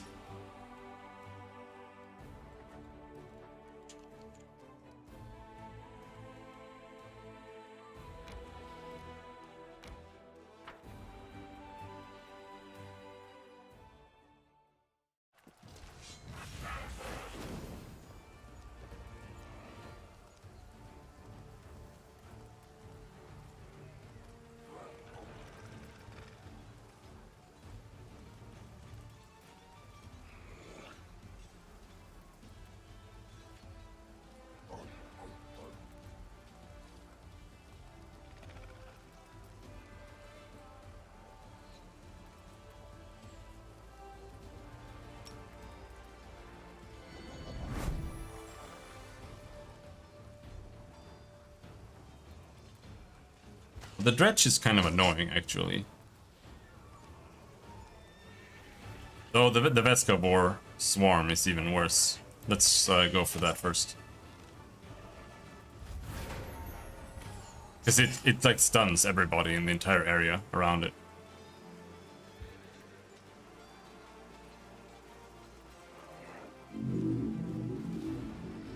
Kill! Kill! Job.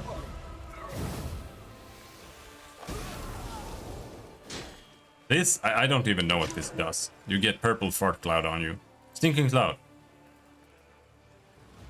Poisoned and nauseated for 2 rounds. Okay, so it's a 2-round stun. Cool. That's why the dredge has to die.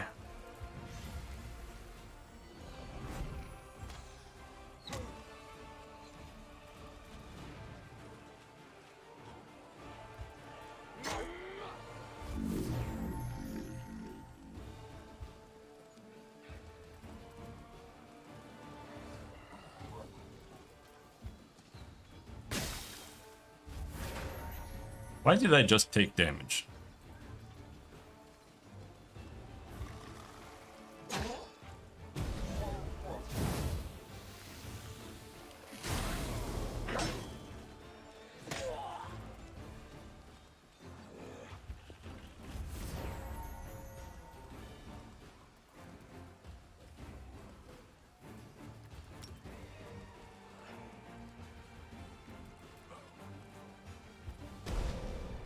Done 2 units there.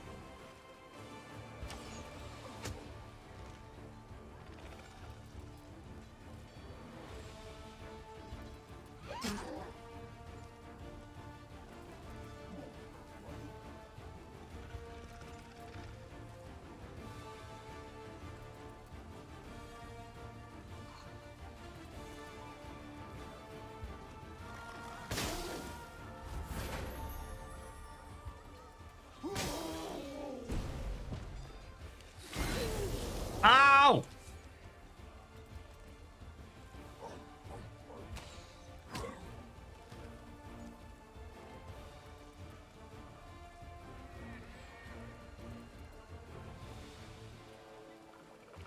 That's not very nice.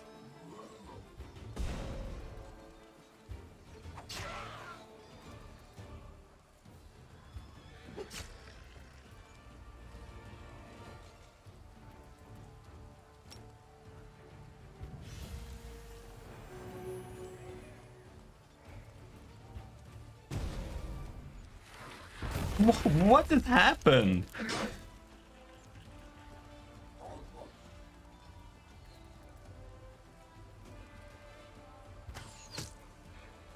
He gets to roll a fucking thing just because I walked into melee on him?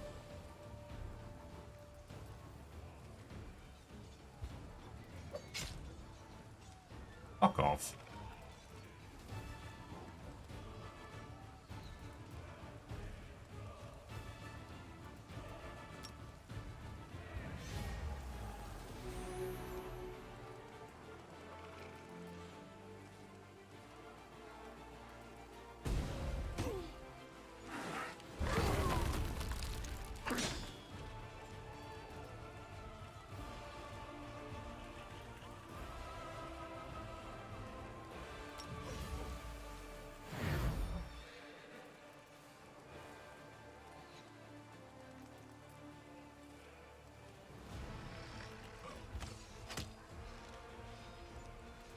This is the first year they've ever gone around trick-or-treating on the door. By the way.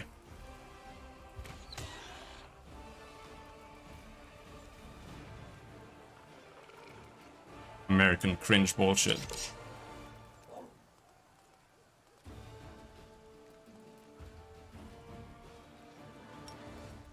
Going to kill them.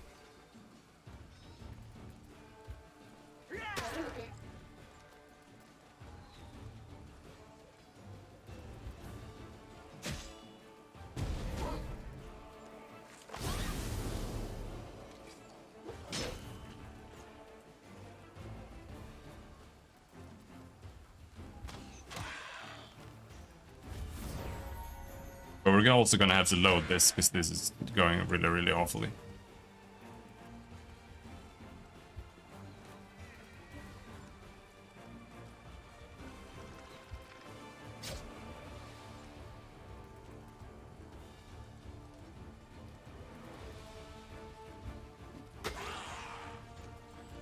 Why did he take 0 damage?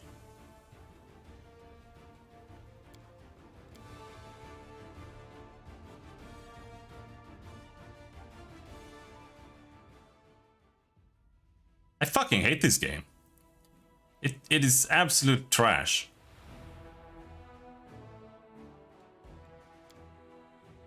Do surface assassins have any hobbies? Knitting, embroidery, pottery? Interesting question, lad. I tie strong knots and snares that tighten in an instant. I suppose you'd call that macrame?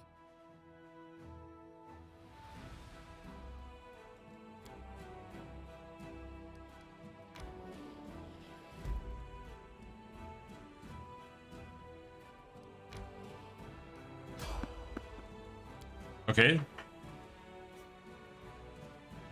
I don't get why it keeps stopping and... Oh, now we're fighting some dudes here again. Big chaotic evil guy. 14 ash giant. Roan Nabasu.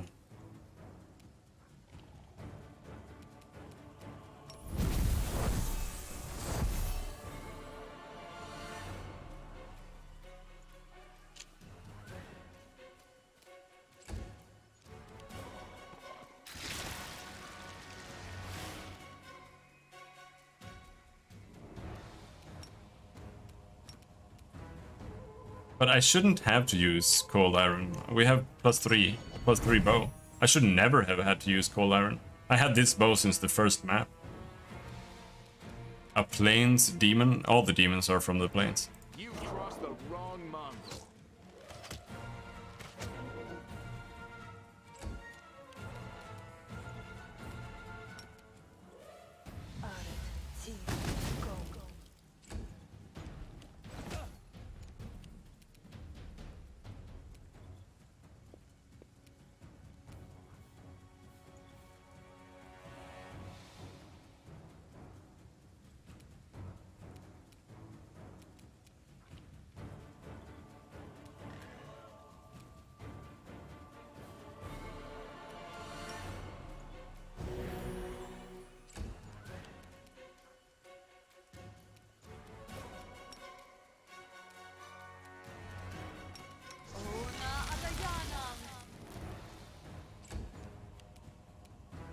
Simply business.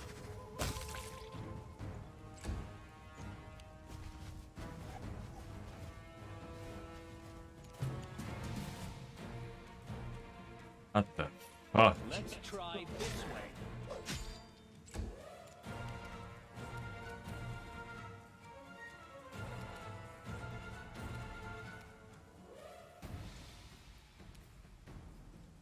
You won't survive me.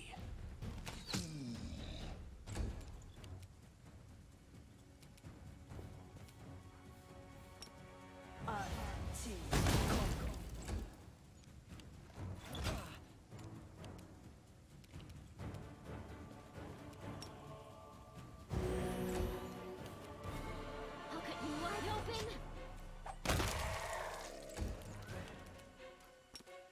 It's your time to cease to exist. This will hurt. An expected outcome.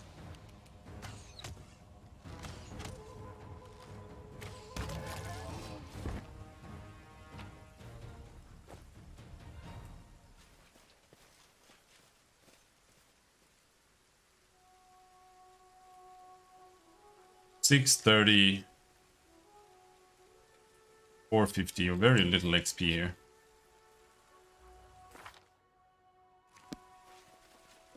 I'll go ahead. So grinding isn't really viable either.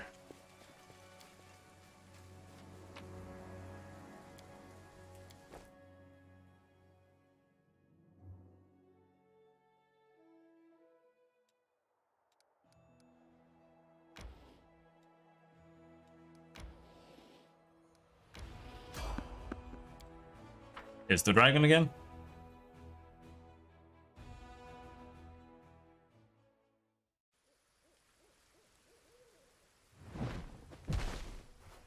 The flesh of a true believer is especially delicious. What a pity they something. They have become so rare even among crusaders. Right, cast protection from fire. And we start blasting him.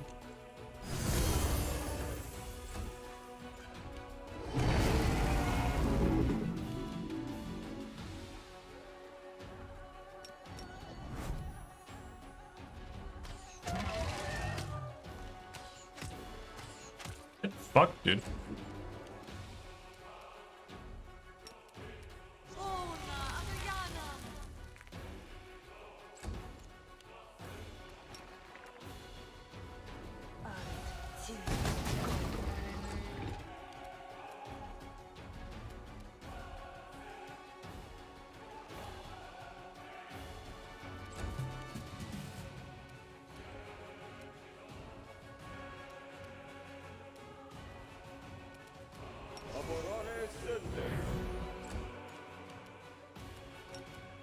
Summon some noobs.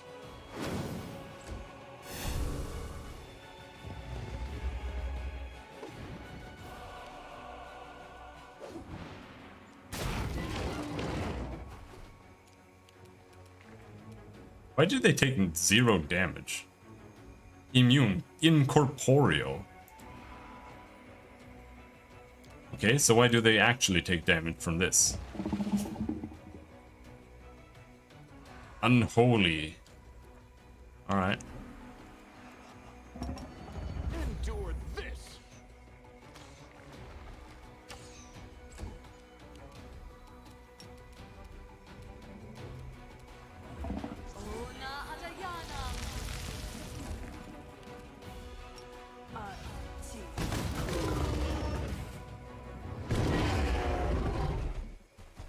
What troublesome prey! You're hardly worth it. I'll kill you another time when you have a little more meat on your bones.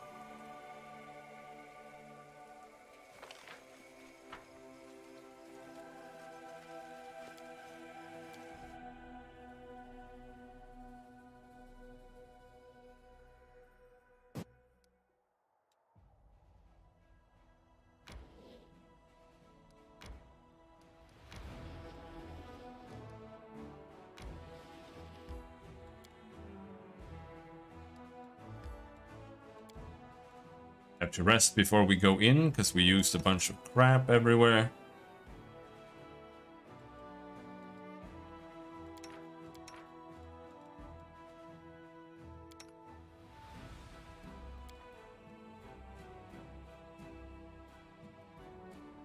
It's sad when you're surrounded by people, but none of them are your friends, isn't it? I don't have the slightest idea what you're on about. I could fill the main square of Canobras with all my friends, and Prelate Holleran, if he were here, would add, and burn them all.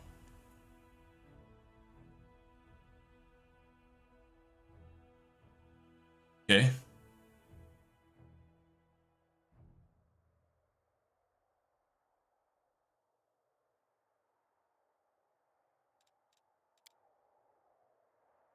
I'm unironically struggling to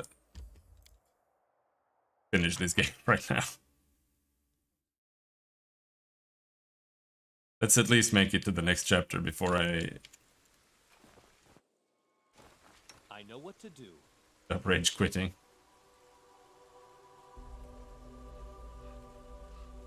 What's on your mind? I wonder. Stone skin lasts forever, so let's just pop the stone skins.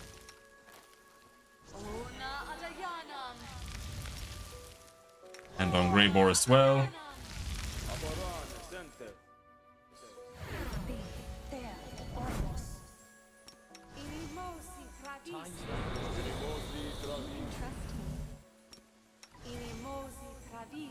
Oh! Fucking many are there today?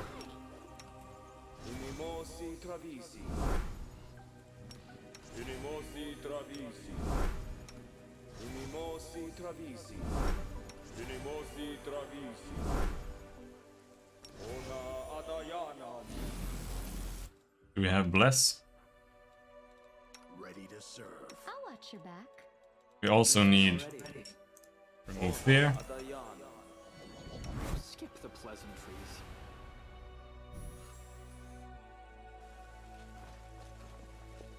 Let's take a look around and find a suitable place for an ambush.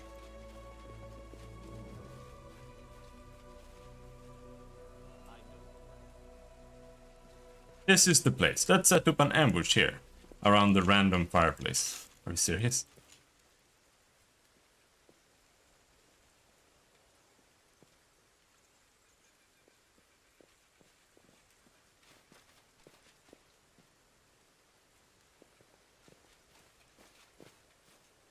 Follow my lead. Greybore meticulously scans the surrounding area and appears pleased with the results. The talon-like hooks of several collapsible spikes protrude from his pack. The dwarf produces a small, tightly wrapped bundle from his pocket, and its pungent smell fills your nostrils. Come over here. This is where we'll set up an ambush for the dragon. Let's light as many fires as we can so she thinks there's a whole caravan staying here overnight. You can be sure she won't resist such easy prey.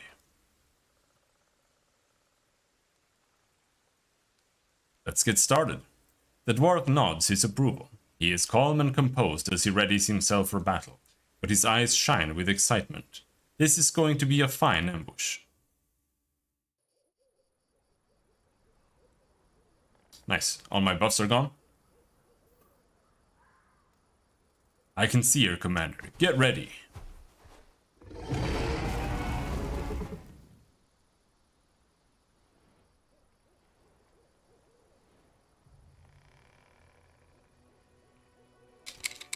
Yep, all my buffs are gone. Fuck this fucking game.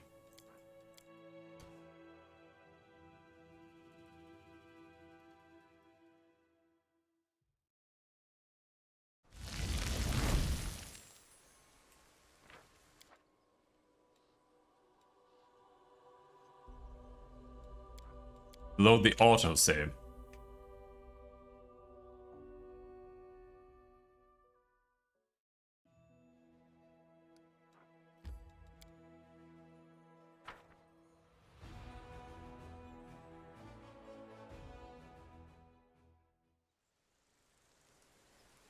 I am prepared.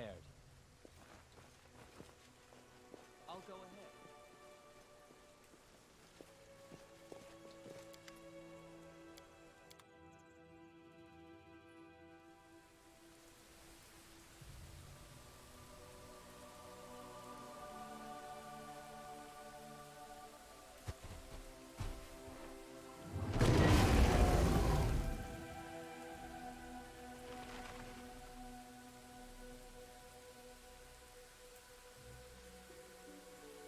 I know the way.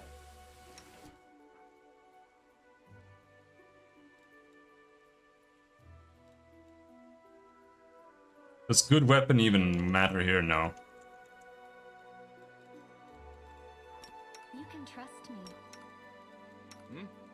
This war must end. Oh, skip the pleasantries. Practice makes perfect. Broken. Yes?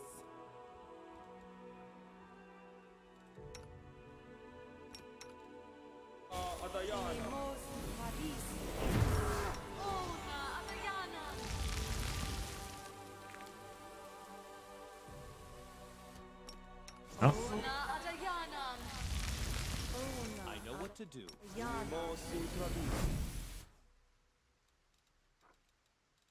Always be ready for the worst. Smile. The world's like not you. ending just yet. And we can pop a fire resistance as well.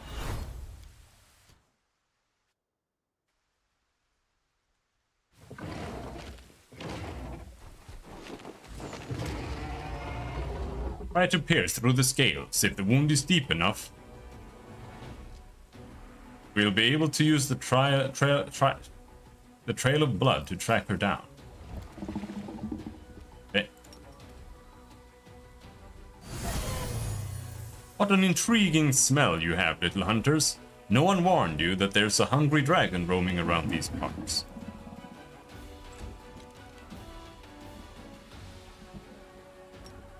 Right.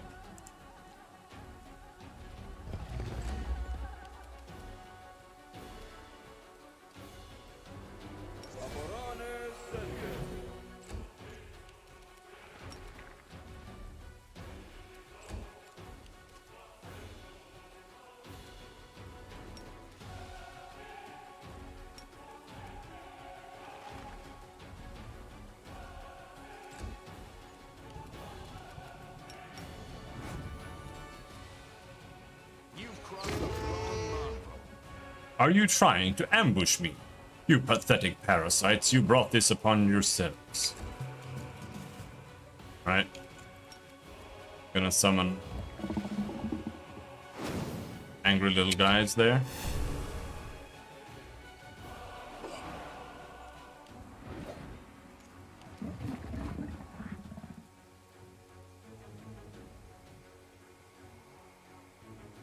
Why do I have a standard and a swift?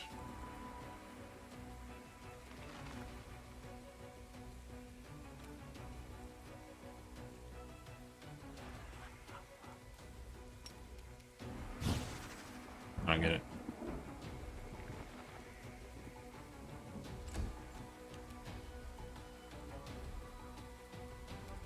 Out of my sight.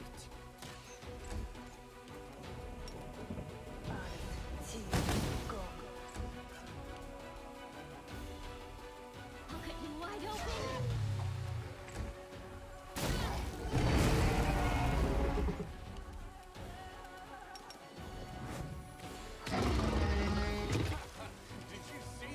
You will regret this. I will remember you and we will meet again, I promise. Well done. The wound is deep, so she'll lose a lot of blood. After her. Okay. I guess.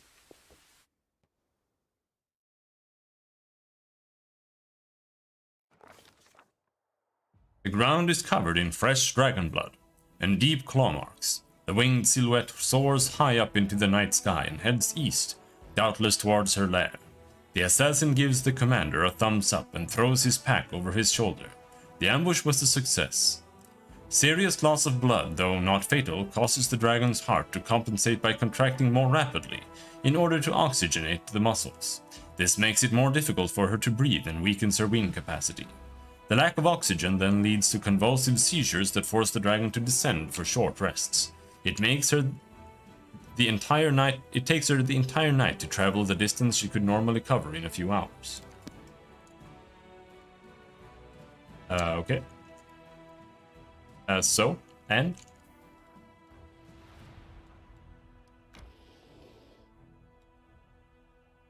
What am I supposed to do? Oh my god, this game is so fucking garbage.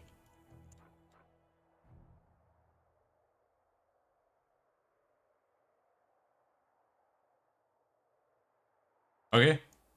So there's nothing to do. Bloody trail all the way over there? Okay.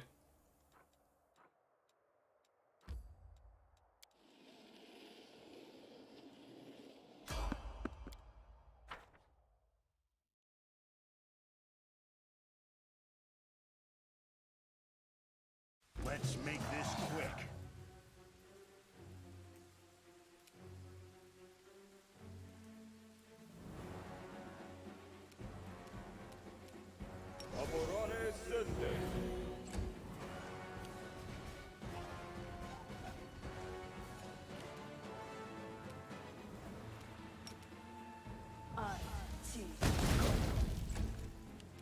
Simply business.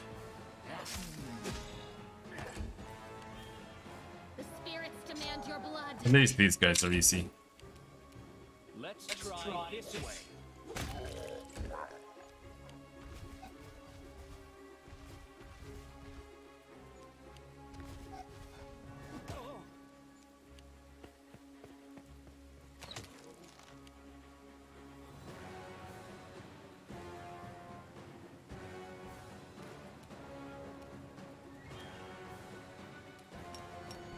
You won't survive me.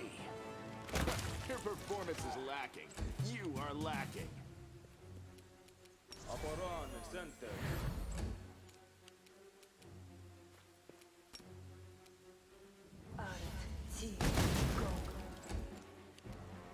It's your time to cease to exist.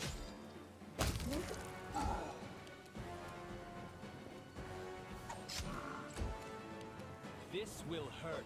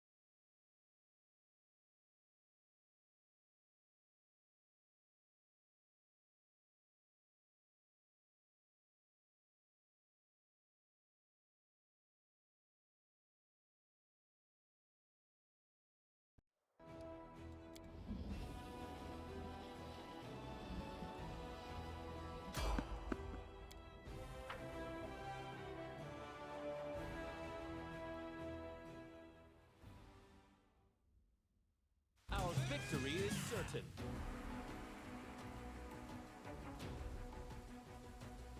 A calculated risk.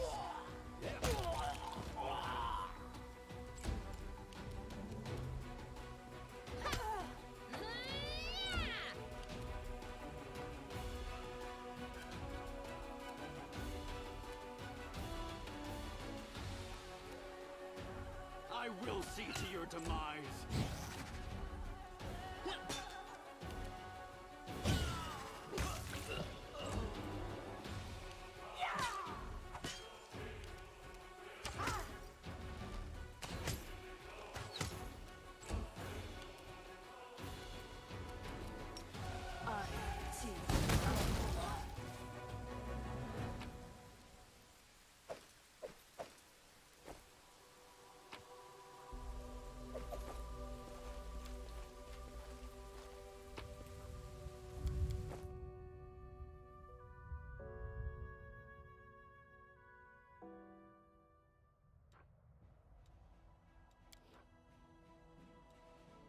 Yep, we are fatigued. We get it. Demon army approaching. What? Where? What's happening? Is that it? A gang?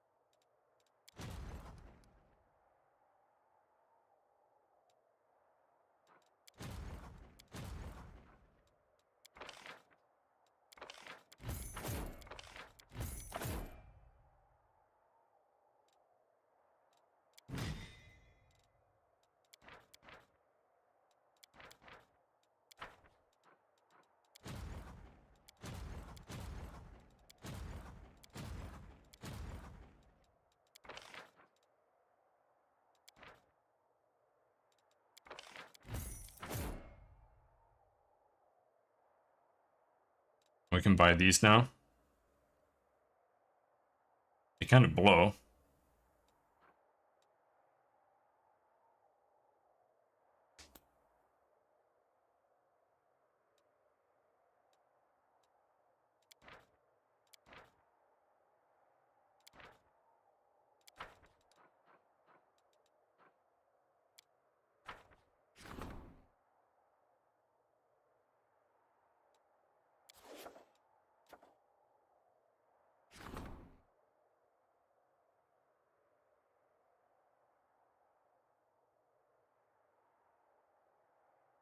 Whether the fallen knight Malander Linz was a tragic hero or a sinful traitor, he certainly was a powerful wizard, and a part of his magical force is still enclosed in his emblem. By placing it on an item, masters can set this magic free and use it for good, or for evil. You just need to decide what its place is. Okay. Intermediate step of relic creation.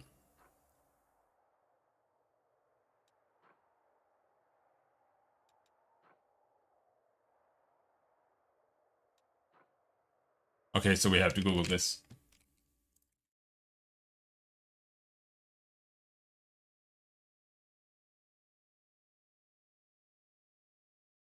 I love having to Google things.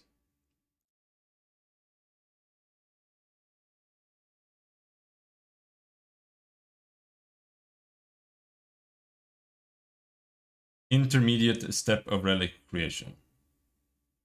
What?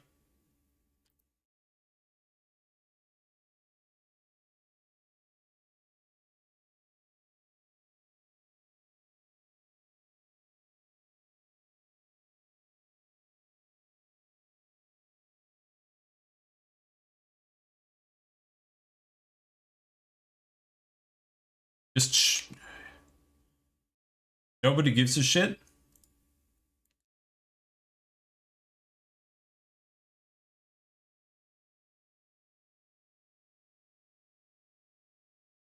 Yeah, I get this is an intermediate step of relic creation. I get it. What does that mean?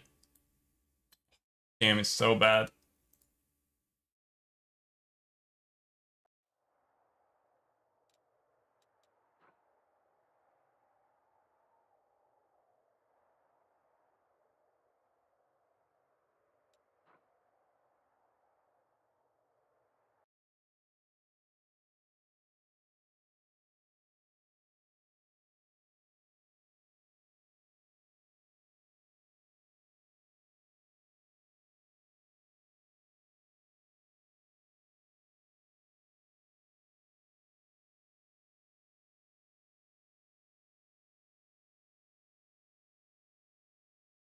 No, I'm not winning. This game is fucking garbage.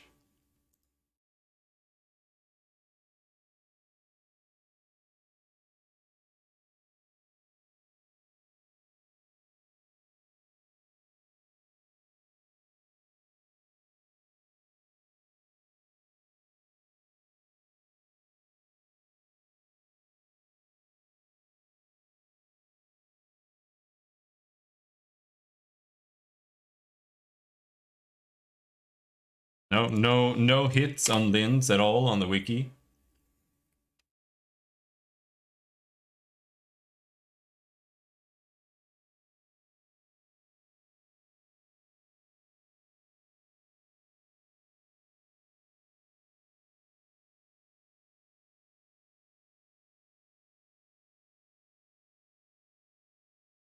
Relic restoration. Okay, so you can like build on them. Something.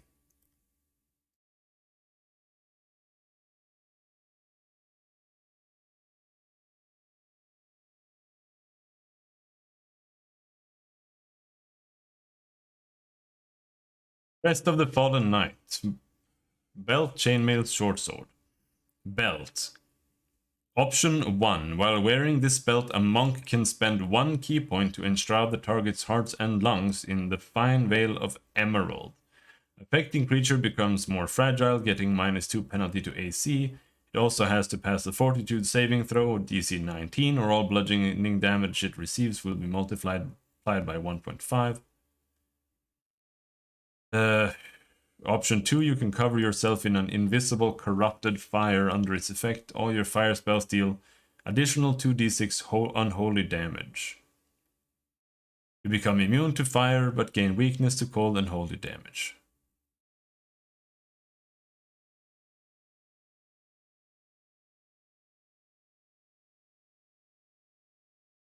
Yeah, but the fact that it is like this, that it's like random steps, it just means that it's a total gamble. So this one guy has compiled all the options. That's the only way to have any idea if anything here is even worth doing at all.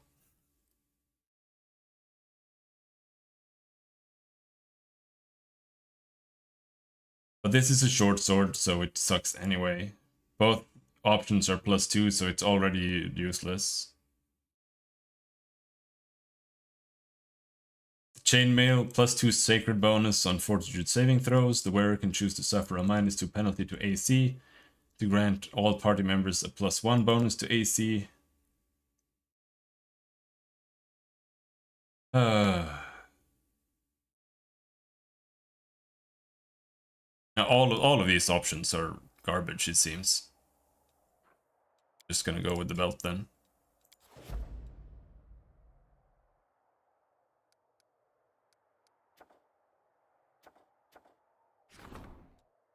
Widening the streets. I thought we were already doing that.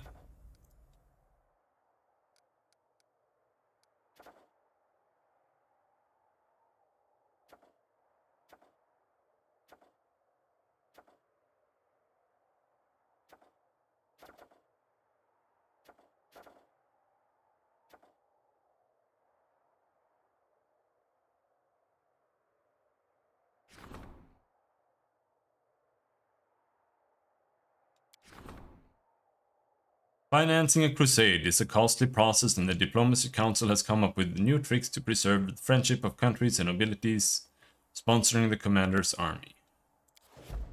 Whatever.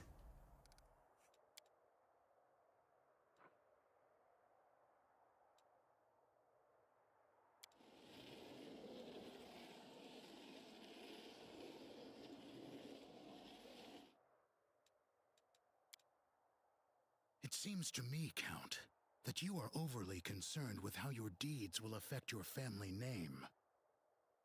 For generations, my family strove to build its perfect reputation. One black sheep, such as myself, can't possibly tear it all down. No?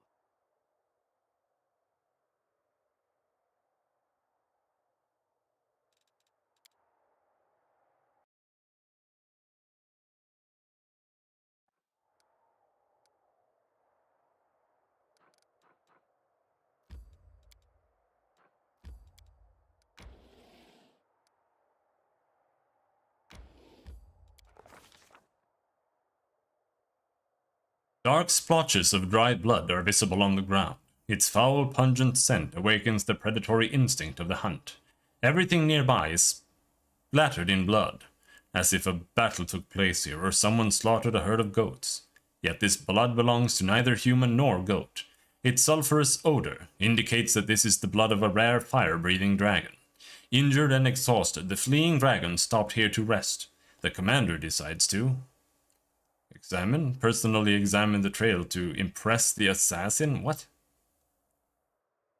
I don't care about that.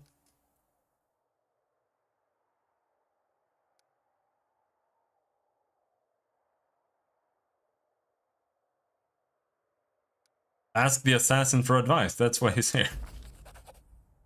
The dwarf points confidently to the south. The dragon's lair is hidden somewhere among the mountain gorges. Done.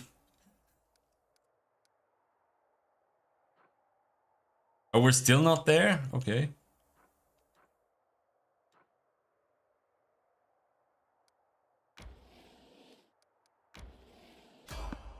There's someone on the road.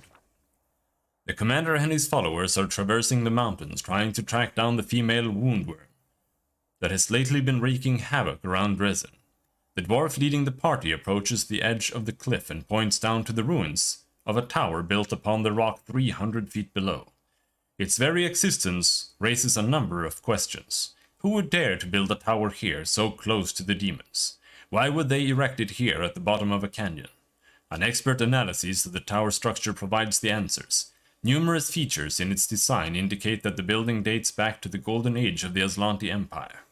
It is several times older than the World Wound and was originally constructed on top of a mountain, before the cataclysm changed everything. The tectonic plates shifted, causing the tower to sink to the bottom of a newly formed canyon, and the mountains rose up around it like the jaws of a predator, ready to snap shut and bury it beneath the rock forever. The ancient ruins have been abandoned for ages, barely visible amidst the steep cliffs.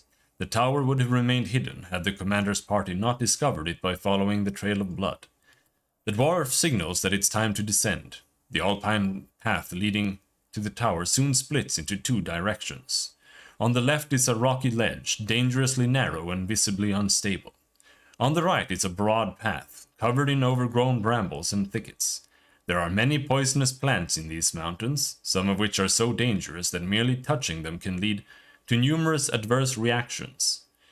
These include, but are not limited to, migraines, disorientation, vomiting, hearing and vision loss, paralysis and even death. The commander assesses the risks and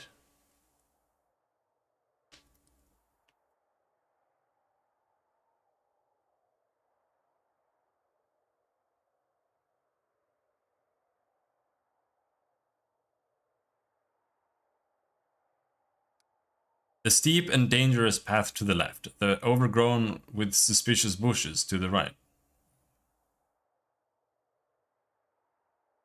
Okay, I have like 25 lore nature and I'm a ranger. Why am I just randomly walking through this? I fucking hate this game, dude.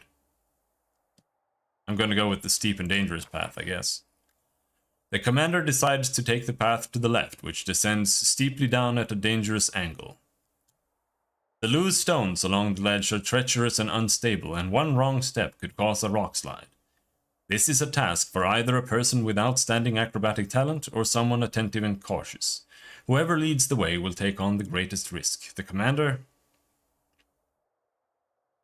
sends his most agile, his most careful and intelligent companion to lead the way. That's me. Let's do that. I have 23 knowledge. That's a 24 roll.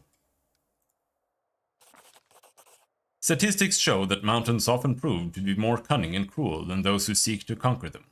Even places that seem harmless may in fact prove highly dangerous. However, Riven does not make a single mistake as he skillfully navigates the most dangerous sections of the path. His allies watch carefully, mirroring his every move, and the party arrives at their destination safely. The path comes to an abrupt end. A recent rockslide has destroyed this section of the trail, leaving behind only a few footholds for those brave enough to attempt the crossing. The commander's allies hastily tie themselves together with rope, hoping to prevent a fall if anyone loses their footing. The dwarf silently indicates his mountaineering equipment. If they choose to climb down the mountain cliff, they will be able to get back onto the path and avoid the dangers ahead.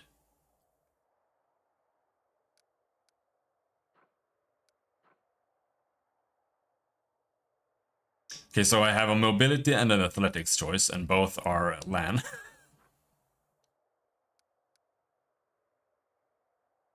Orders the strongest of his companions to lead the party's descent down the sheer cliff.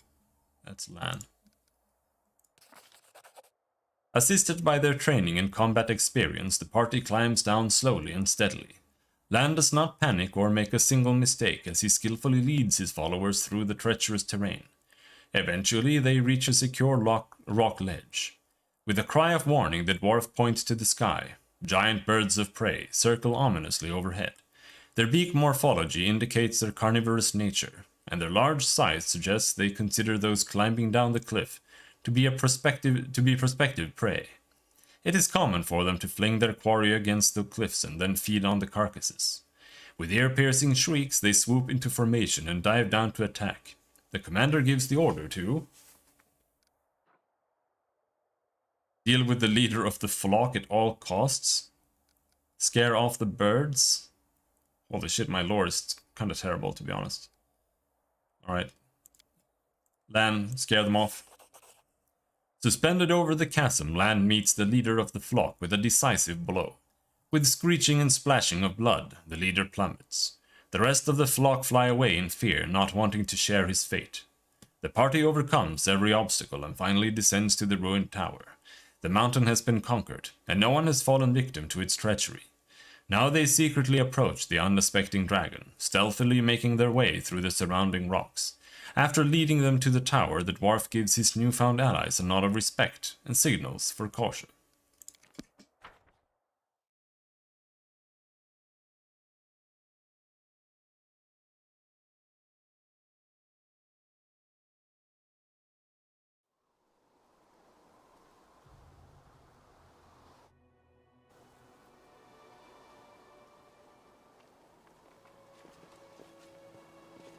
As it should be.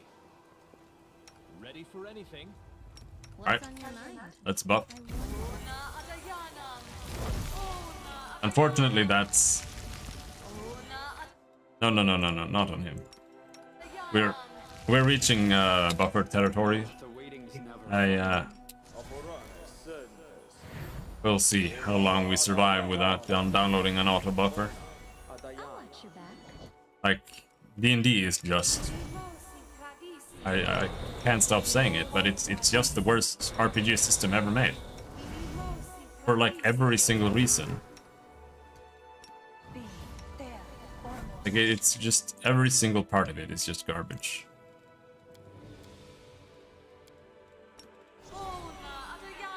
Sequencers and contingencies? I don't know. But there are auto buffer mods that just like give you the buffs instantly before combat.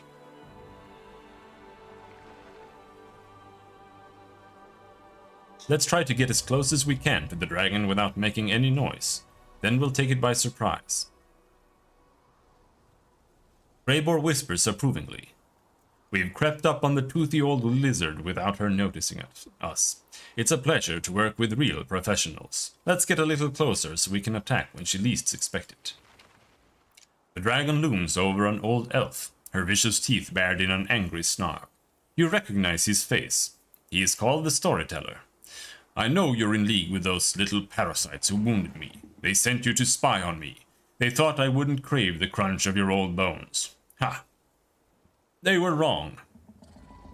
I've always had a special liking for the taste of elven flesh, but I do love to play with my food.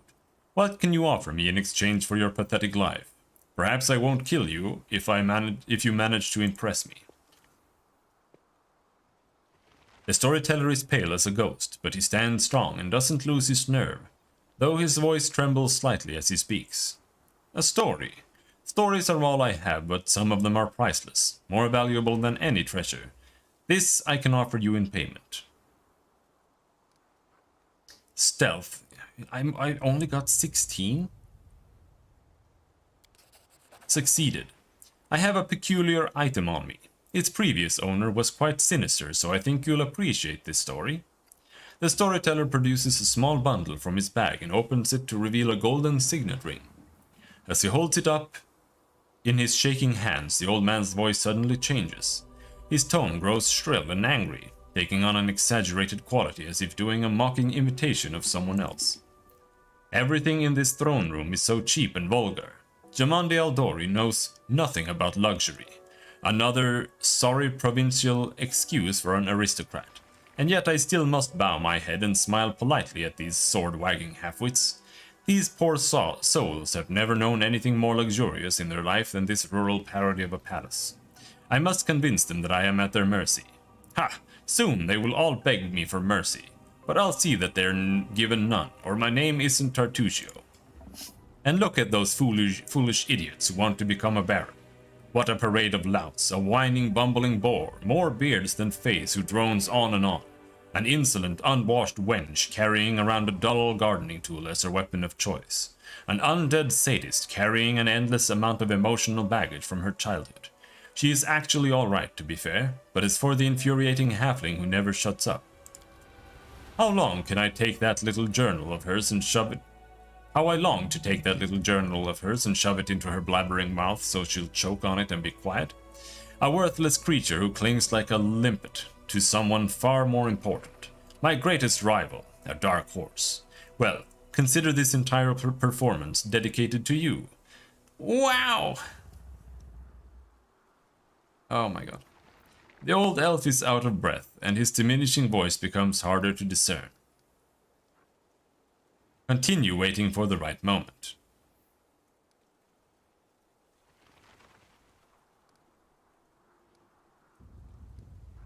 What's there to wait for? Continue to wait for the right moment. This night will be long and bloody. The mercenaries will storm the palace and kill this useless rabble, hopefully starting with all my rivals. But they won't touch me, for I possess a token of immunity, a ring with King Irovetti's personal coat of arms. After all, it is I who must lead the expedition into the stolen lands, not for stupid titles or glory. Oh no. Ha! Imagine becoming that fool Jamandi's bootlicker until the end of your life. No. My precious, witless little soldiers will procure something a lot more valuable than a barony in the middle of nowhere. Something precious is hidden in the stolen lands. A wooden sword created by someone who was truly powerful. Oh, this is super spoilers, by the way. Mute the stream if you don't want to hear this. Something like the pathetic scraps of metal worn by these pompous Aldori simpletons. No, it's a true instrument of fate. It's a pity I don't know how to use it myself, but King Irovetti will pay me an obscene amount of money for it. Fortune enough for an eternity of endless debauchery. Not to mention the little bonus he'll give me for Jamandi's venture collapsing like a house of cards. Merely a trifle, really. Barely buys you a palace in Absalom, and then... Oh, Calistria. This stinkpot with a sword has started flapping her jaws again. Why can't she just shut up? Her manners are worse than a kobold's. Be careful now, Tartusio. Don't let anything slip about Jamandi. I hope this loudmouth gets stabbed tonight. The storyteller's voice grows louder and sharper. It's not like you're being kept prisoner. If you don't want to wait, you can always return to the mountains or whatever other place you crawled out from. I especially advise you to do so if you don't know who the Aldori Swordlords are. The dragon keeps quiet. Finally she speaks, her voice loud and demanding. How interesting. What happened next? Greybor tenses, ready to spring. He wastes no words. She's thinking. She's distracted. Attack, now! Attack, Greybor, to battle! With a deadly silence more frightening than any battle cry, the dwarf drives his weapon deep into the dragon's side, just beneath the dragon's swing. Where her scaled hide is weakest, the dragon lets out a deafening roar of pain. Through clenched teeth, Greybor gives a low chuckle. Sweet dreams. Did we just one-shot the dragon? With the super dagger?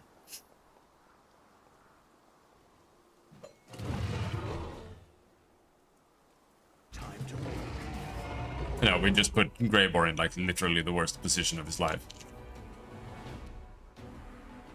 Did it even do anything? What did he do? Precision. Bleed. Oh, okay, she has a bleed now. Okay. Fair enough. I can live with that. 2d6 per turn.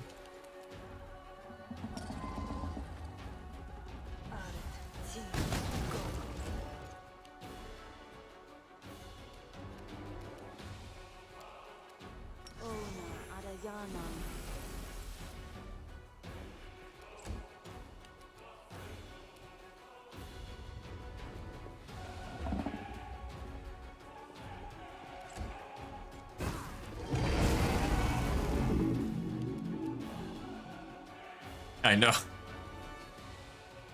No, Kingmaker is much better than this game. By far. It still has loads of problems, but this game is just absolutely dog shit.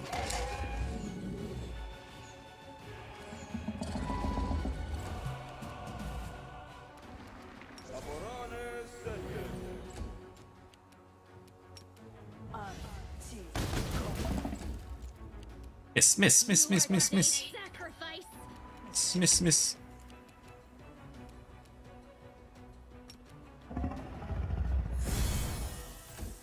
Clearly it's not worth attacking. Oh, he's dead. One turn.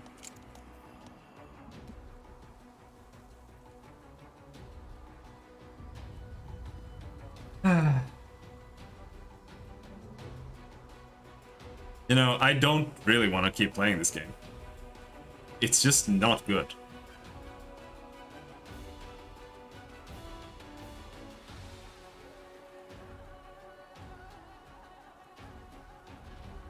I have an idea.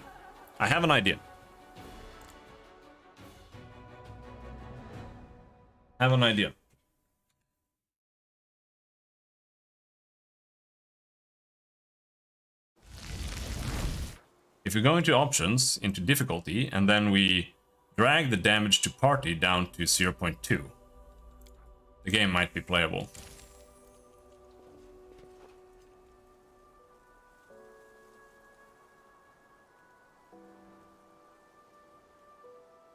We can always increase it later when we get more levels.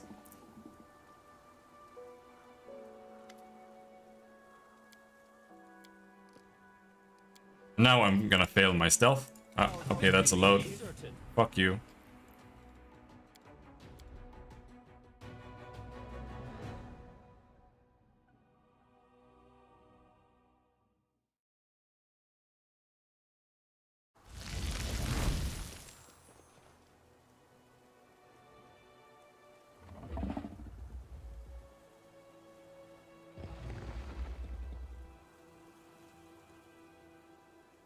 It's only like a 60 or 40% chance or something on the second roll. Failed. Nope, nobody has haste.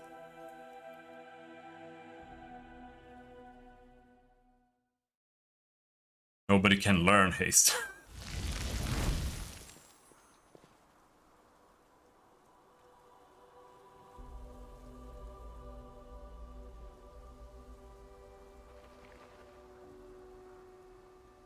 I usually don't save scum, but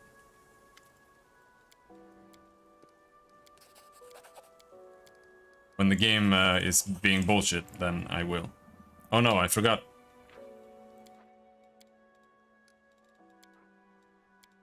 There we go.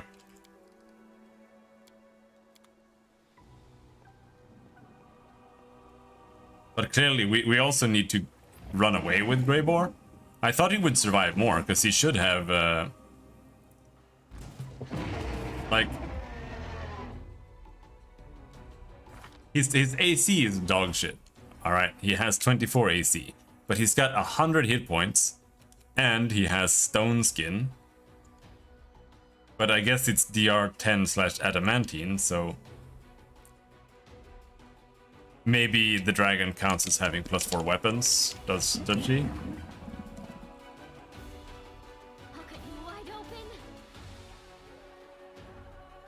Yeah, at least the wings are +4, +31 attack, damage 43 to 48 each hit.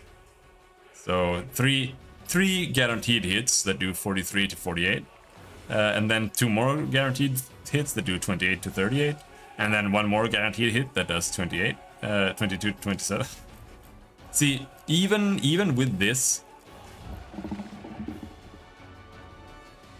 I still feel like it should be something more like like this. Does the game make any sense now? AC 21, hit points 115. Okay, that's a little bit extreme.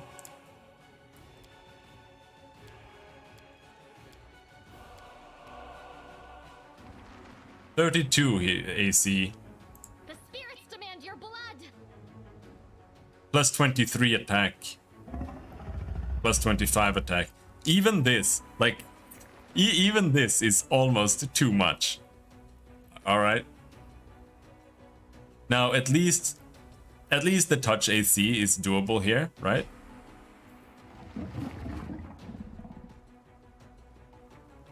And now the hit points are kind of low. But this... I don't care if having pets with 45 to 50 AC. That is not a normal game. That is abuse, if anything. Mechanical abuse. That's not how the game is meant to be played.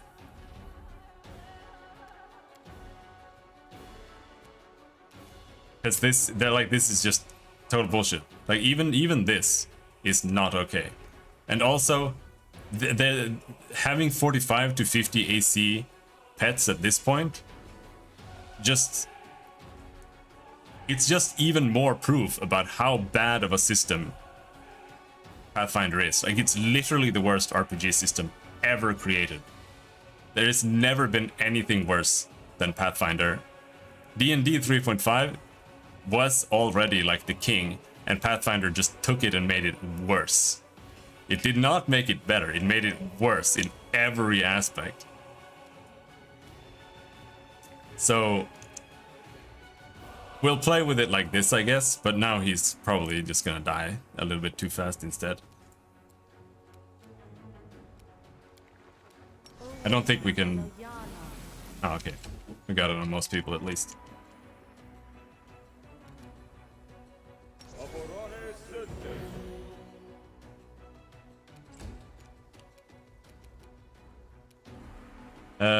We can go there.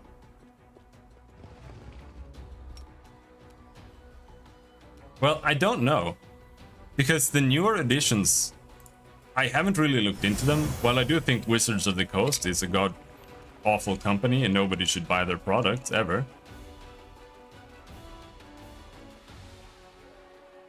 I don't know if it's really worse. Like, what they do with the lore and the world and the races, obviously worse. But rule-wise, I just don't know if it's actually worse than 3.5. Because, like, the DC systems for dispelling spells and landing abilities and, like, all of it is just not good. Never was. So if they move further away from that and just makes it more playable, even if it becomes less of a proper role-playing system, that's still a good development.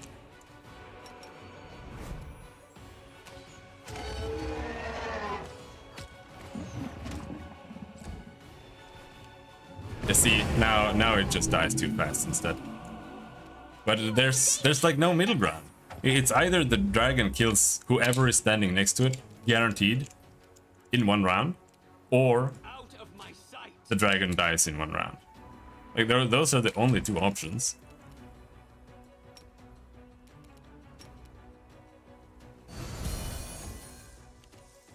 Greybor can't go in there because he will get insta-killed and then it's game over. So we just have to let Glenn kill him. There we go. Get off me, you vile parasites! Oh, we still didn't kill it.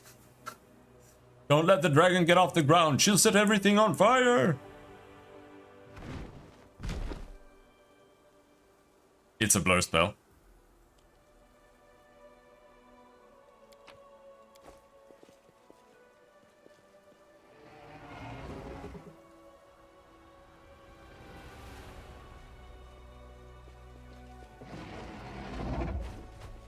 You won't survive. Alright. That also kind of sucked. Let's pop it up there, maybe.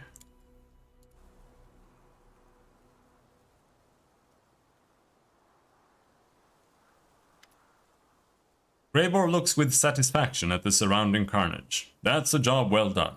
You can use her head to decorate your tent. I'm going back to Dresden. It's been a pleasure working with you. Okay.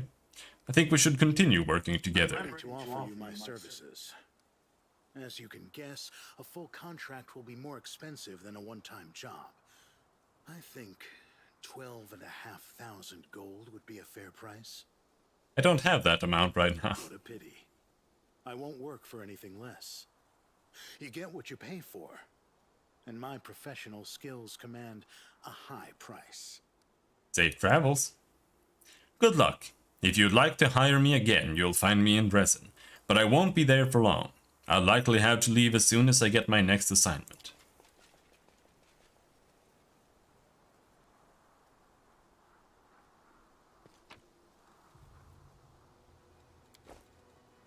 Half of the pair. Okay, the other half of the pair is in... Wow. Oh, oof. That was the weakest reward I've ever gotten in my entire life. This amulet, you need to have 2 people who wear it. And if they are 10 feet next to each other, they get a circumstance bonus to attack rolls and AC. It's not bad, but it's also just annoying. Though this magic trap is now old and dysfunctional, after centuries of disuse, it would once have irreversibly blinded any thief who gazed upon it. We got 41,000 XP though. Alright.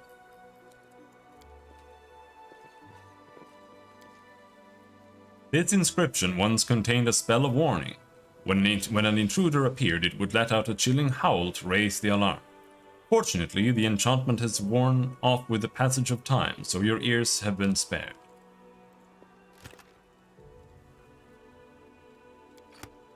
Bracers of Abrupt Onslaught. These bracers grant the wearer a +5 competence bonus on trickery. Whenever the wearer makes a sneak attack, it deals additional 1d6 bludgeoning damage. Okay, I don't have anyone that works on, though I will still give it to her, because she has trickery.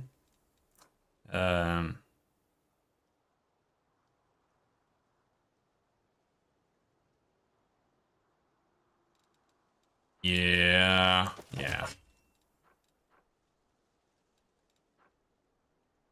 Wait, no. That one. Competence bonus to trickery.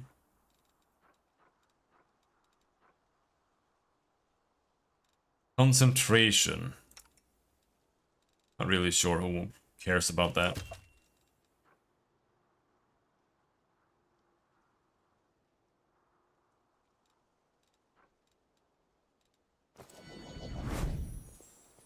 You're a good person. I like you.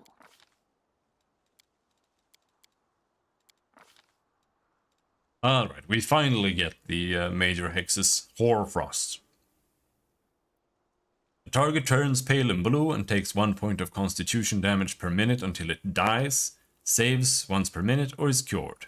Break enchantment, dispel magic, remove curse, and similar spells end the effect.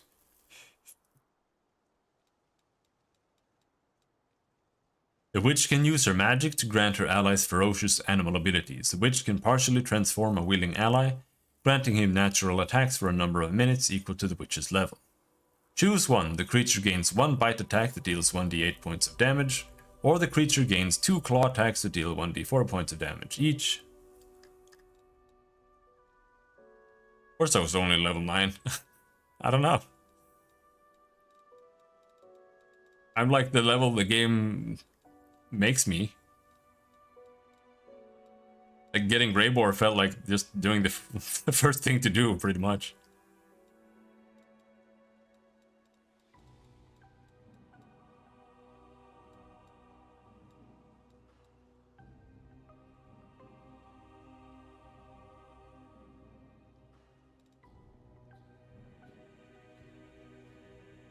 I've done pretty much... No, I've done everything we've found. I haven't skipped anything, really. The target is nauseated for a number of rounds.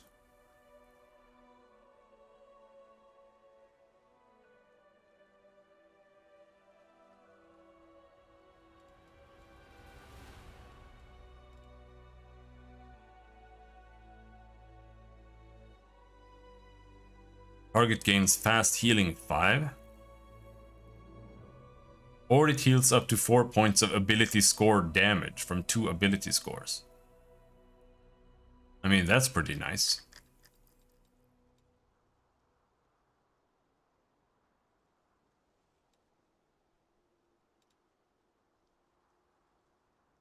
But I still kind of hate all of these. Hoarfrost seems okay, I guess. 1 point of constitution damage per minute, though. No, that's useless.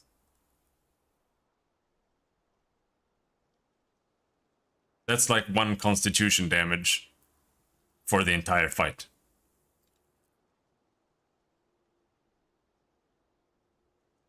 -4 AC ability check attack rolls on enemies.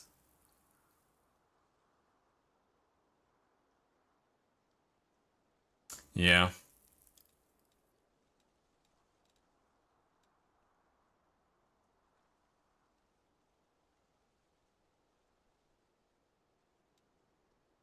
Oh yeah, Restless Slumber, that's what we're getting.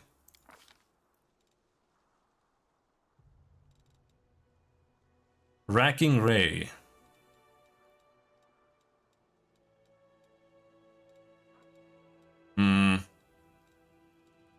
Not much to get here.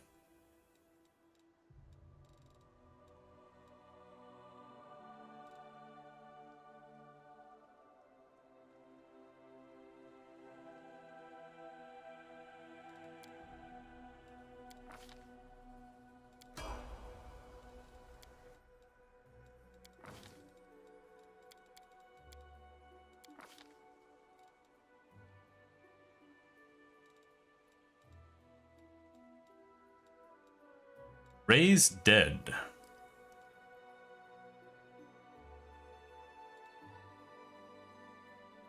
He's diamonds. Living creatures adjacent to the pillar can spend a standard action to touch the pillar and heal 2d8 points of heal. Blah blah blah blah blah.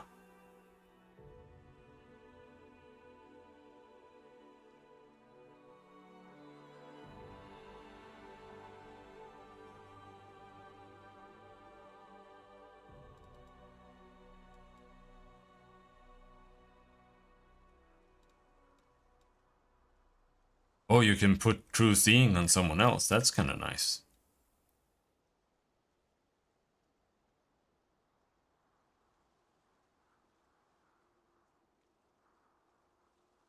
Immune to fart attacks.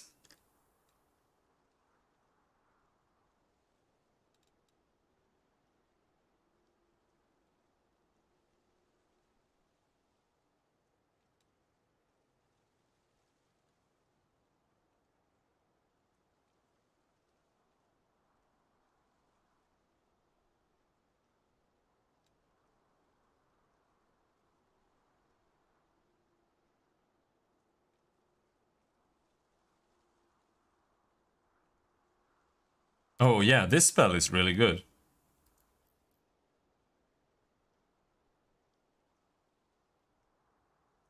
This is just like a resurrect that isn't, or a raise dead that isn't ass.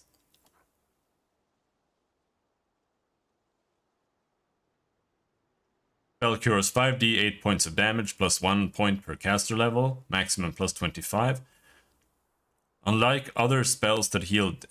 What?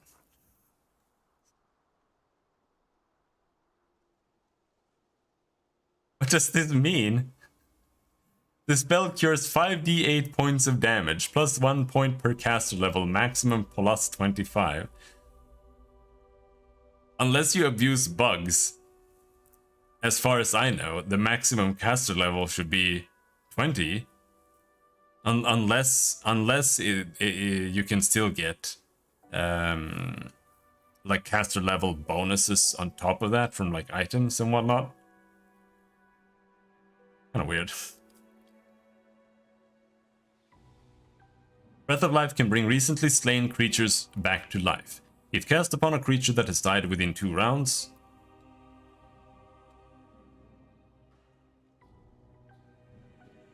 apply the healing from this spell to the creature. If the healed creature's hit points total is at a negative amount less than its constitution score, it comes back to life and stabilizes at its new hit point total. If the creature's hit point total is at a negative amount equal to or greater than its constitution score, the creature remains dead. Creatures brought back to life through Breath of Life gain a temporary negative level that lasts for 1 day. And also the bugged permanent negative level that you get with the temporary negative levels as well, of course. Creatures slain by death effects cannot be saved by Breath of Life. I think we'll take that. Improved Uncanny Dodge.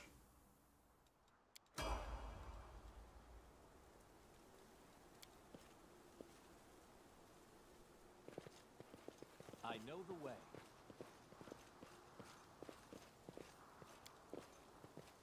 Within the pedestal, a faint purple glow emanates from a crystal-shaped hole. Its edges are chipped and cracked, suggesting that whatever it contained has been forcibly removed. Follow my lead.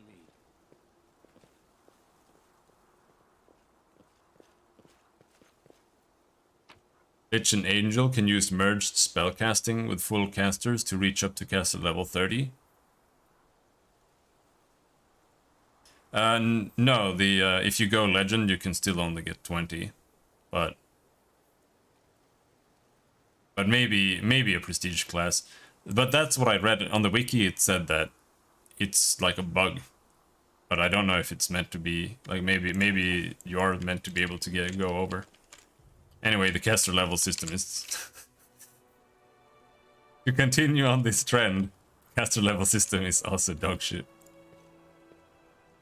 Have you found what I asked of you? Splendid. Let's get out of this place as soon as possible. All this smoke makes it difficult to breathe. We'll meet in Dresden.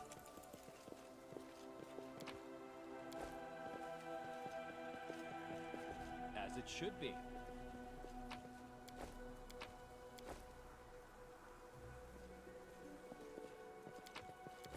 Let me loot all this shit. Is there anything here that's useful whatsoever? That is not far.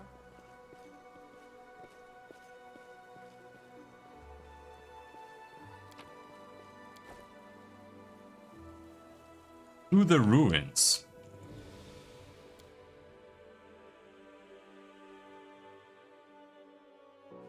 What do we have in the ruins? I'll go ahead.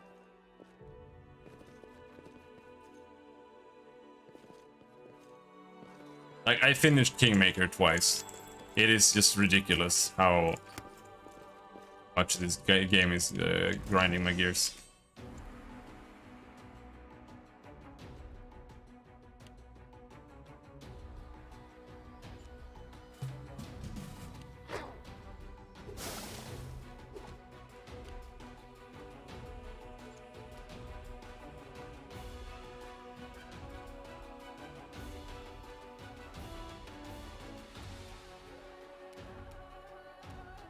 Level 20 plants, okay.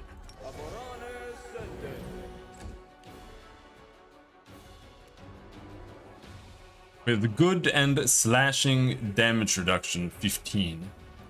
Do I have good weapon? Nope. We did not put good weapon on. Okay, cool. Endure this.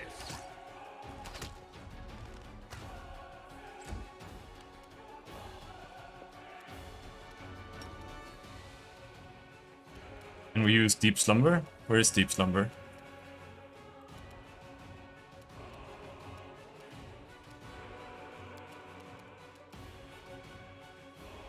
Or is Slumber Deep Slumber? It just got... No, there it is. Restless Slumber.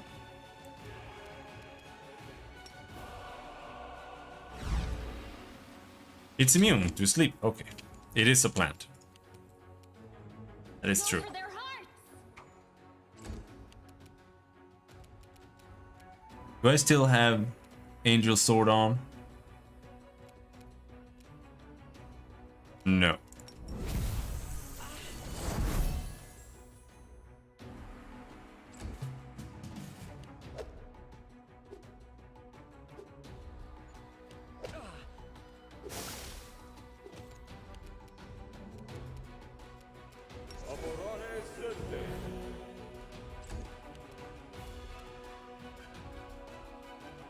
Oh no, I should have used a good weapon.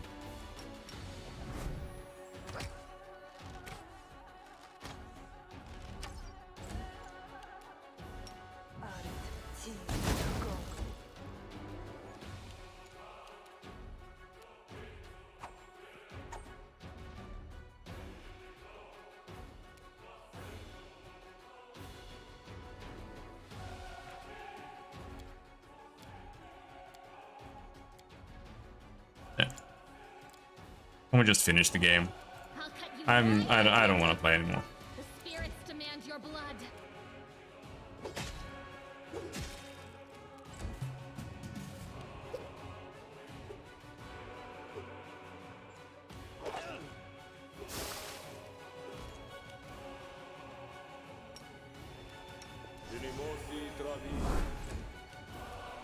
Make every strike count.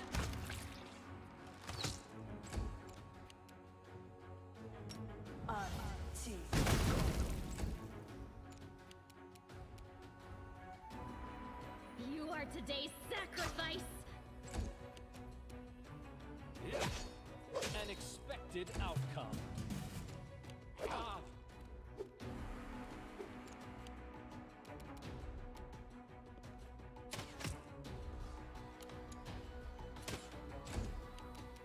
You crossed the wrong mongrel.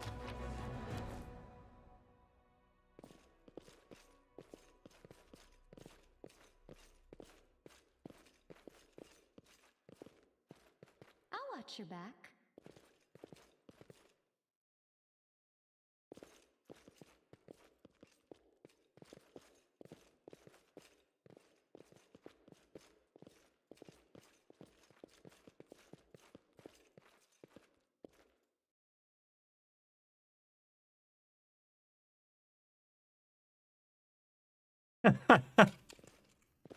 Good job. Sure, he was impressed.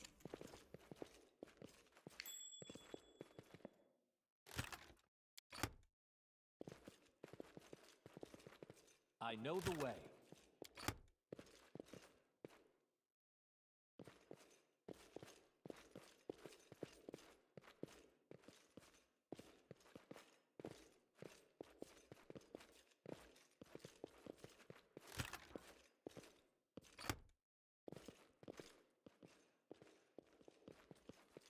Okay, that was it. Yeah, I guess.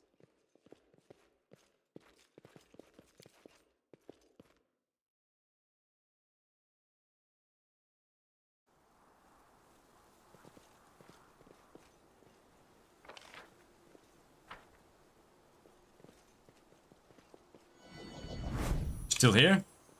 I thought we were going home. Alright, we'll meet at Dresden.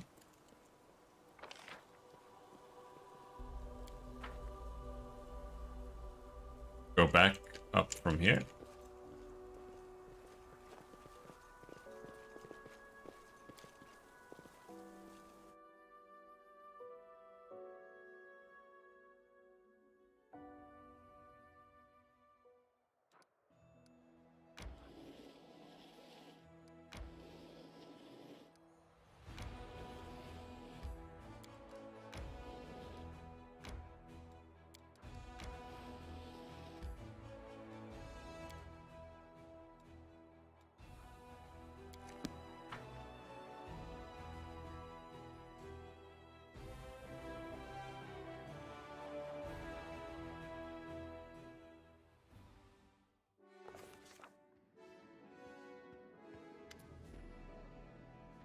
A Khalid in a well-worn travel robe with a deep hood offers you a respectful bow. His voice is quiet and emotionless. Greetings, Commander. To be granted an audience with a figure of such importance is a great honor.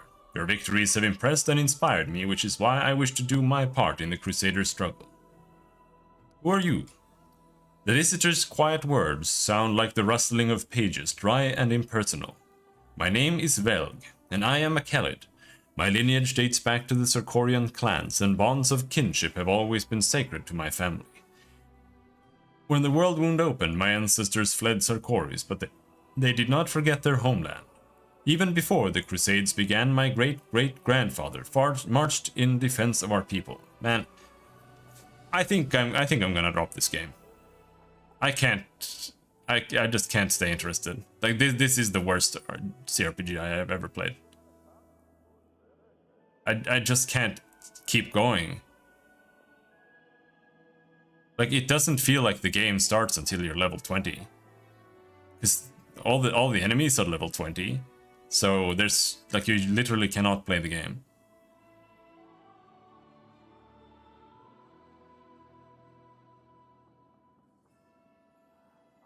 Like it's worse than fighting the worst monsters in Kingmaker. In random encounters. It's worse than fighting the worst bosses in Kingmaker. In random encounters. Like I don't get it. And it just doesn't feel good turning down the damage to like literally 20% just so the game works. Because you still can't use spells.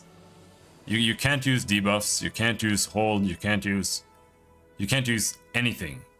Because it's not meant to be done like this.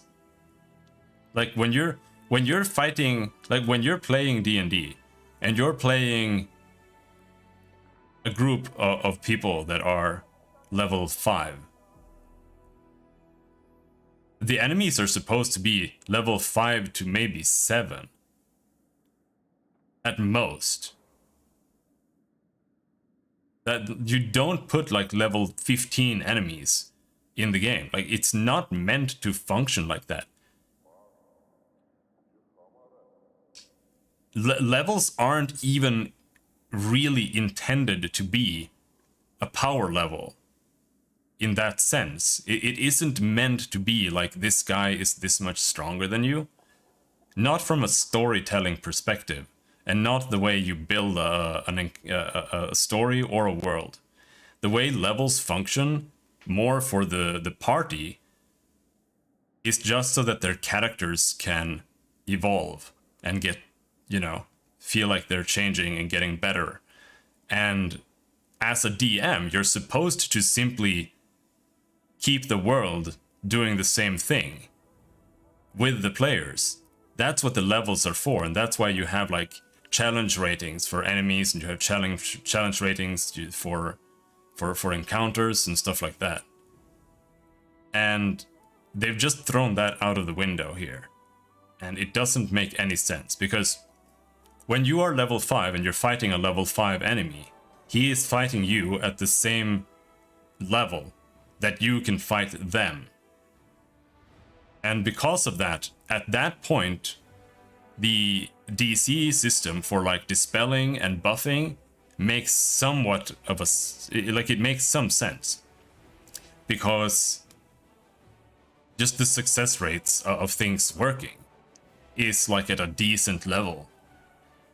But that also means that like one level up for the enemy is what, like 5% less chance for your things to work? And if you have an enemy that's 2 levels higher, casting a debuff on you, now you have a 10% reduced chance of dispelling things.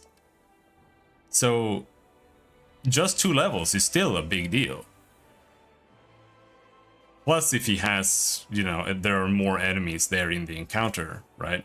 That you have to deal with at the same time. But it's just, it isn't designed to work like this. They've completely misunderstood what the system is designed for. And they just made an entire game about it. Like, even the mythic abilities and stuff that you get don't weigh up for it. Because the problem isn't like your damage, it's everything else. It's like the 2 hits, surviving. I don't even get it. It's so stupid.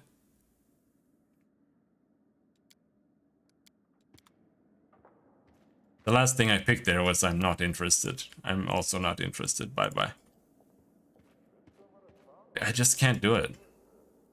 Fuck off.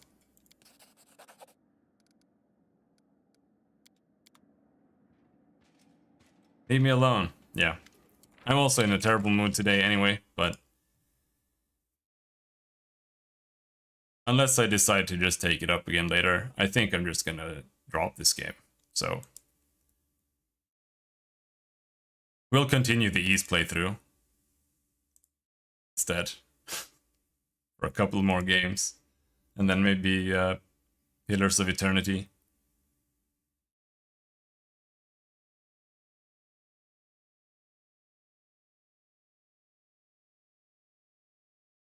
Now I'm just gonna go and complain on Twitter about Halloween some more and go and cool off. Hello, Charles. Yeah. We're almost at 8 actually. 8 is pretty... It's kind of weird, because 8 is pretty early. Let me check. Is chronological order.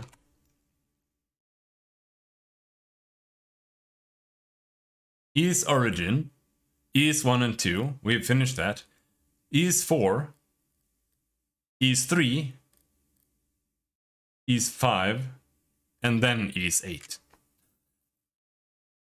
So we have 3 games, right? Is 4, is 3, and is 5.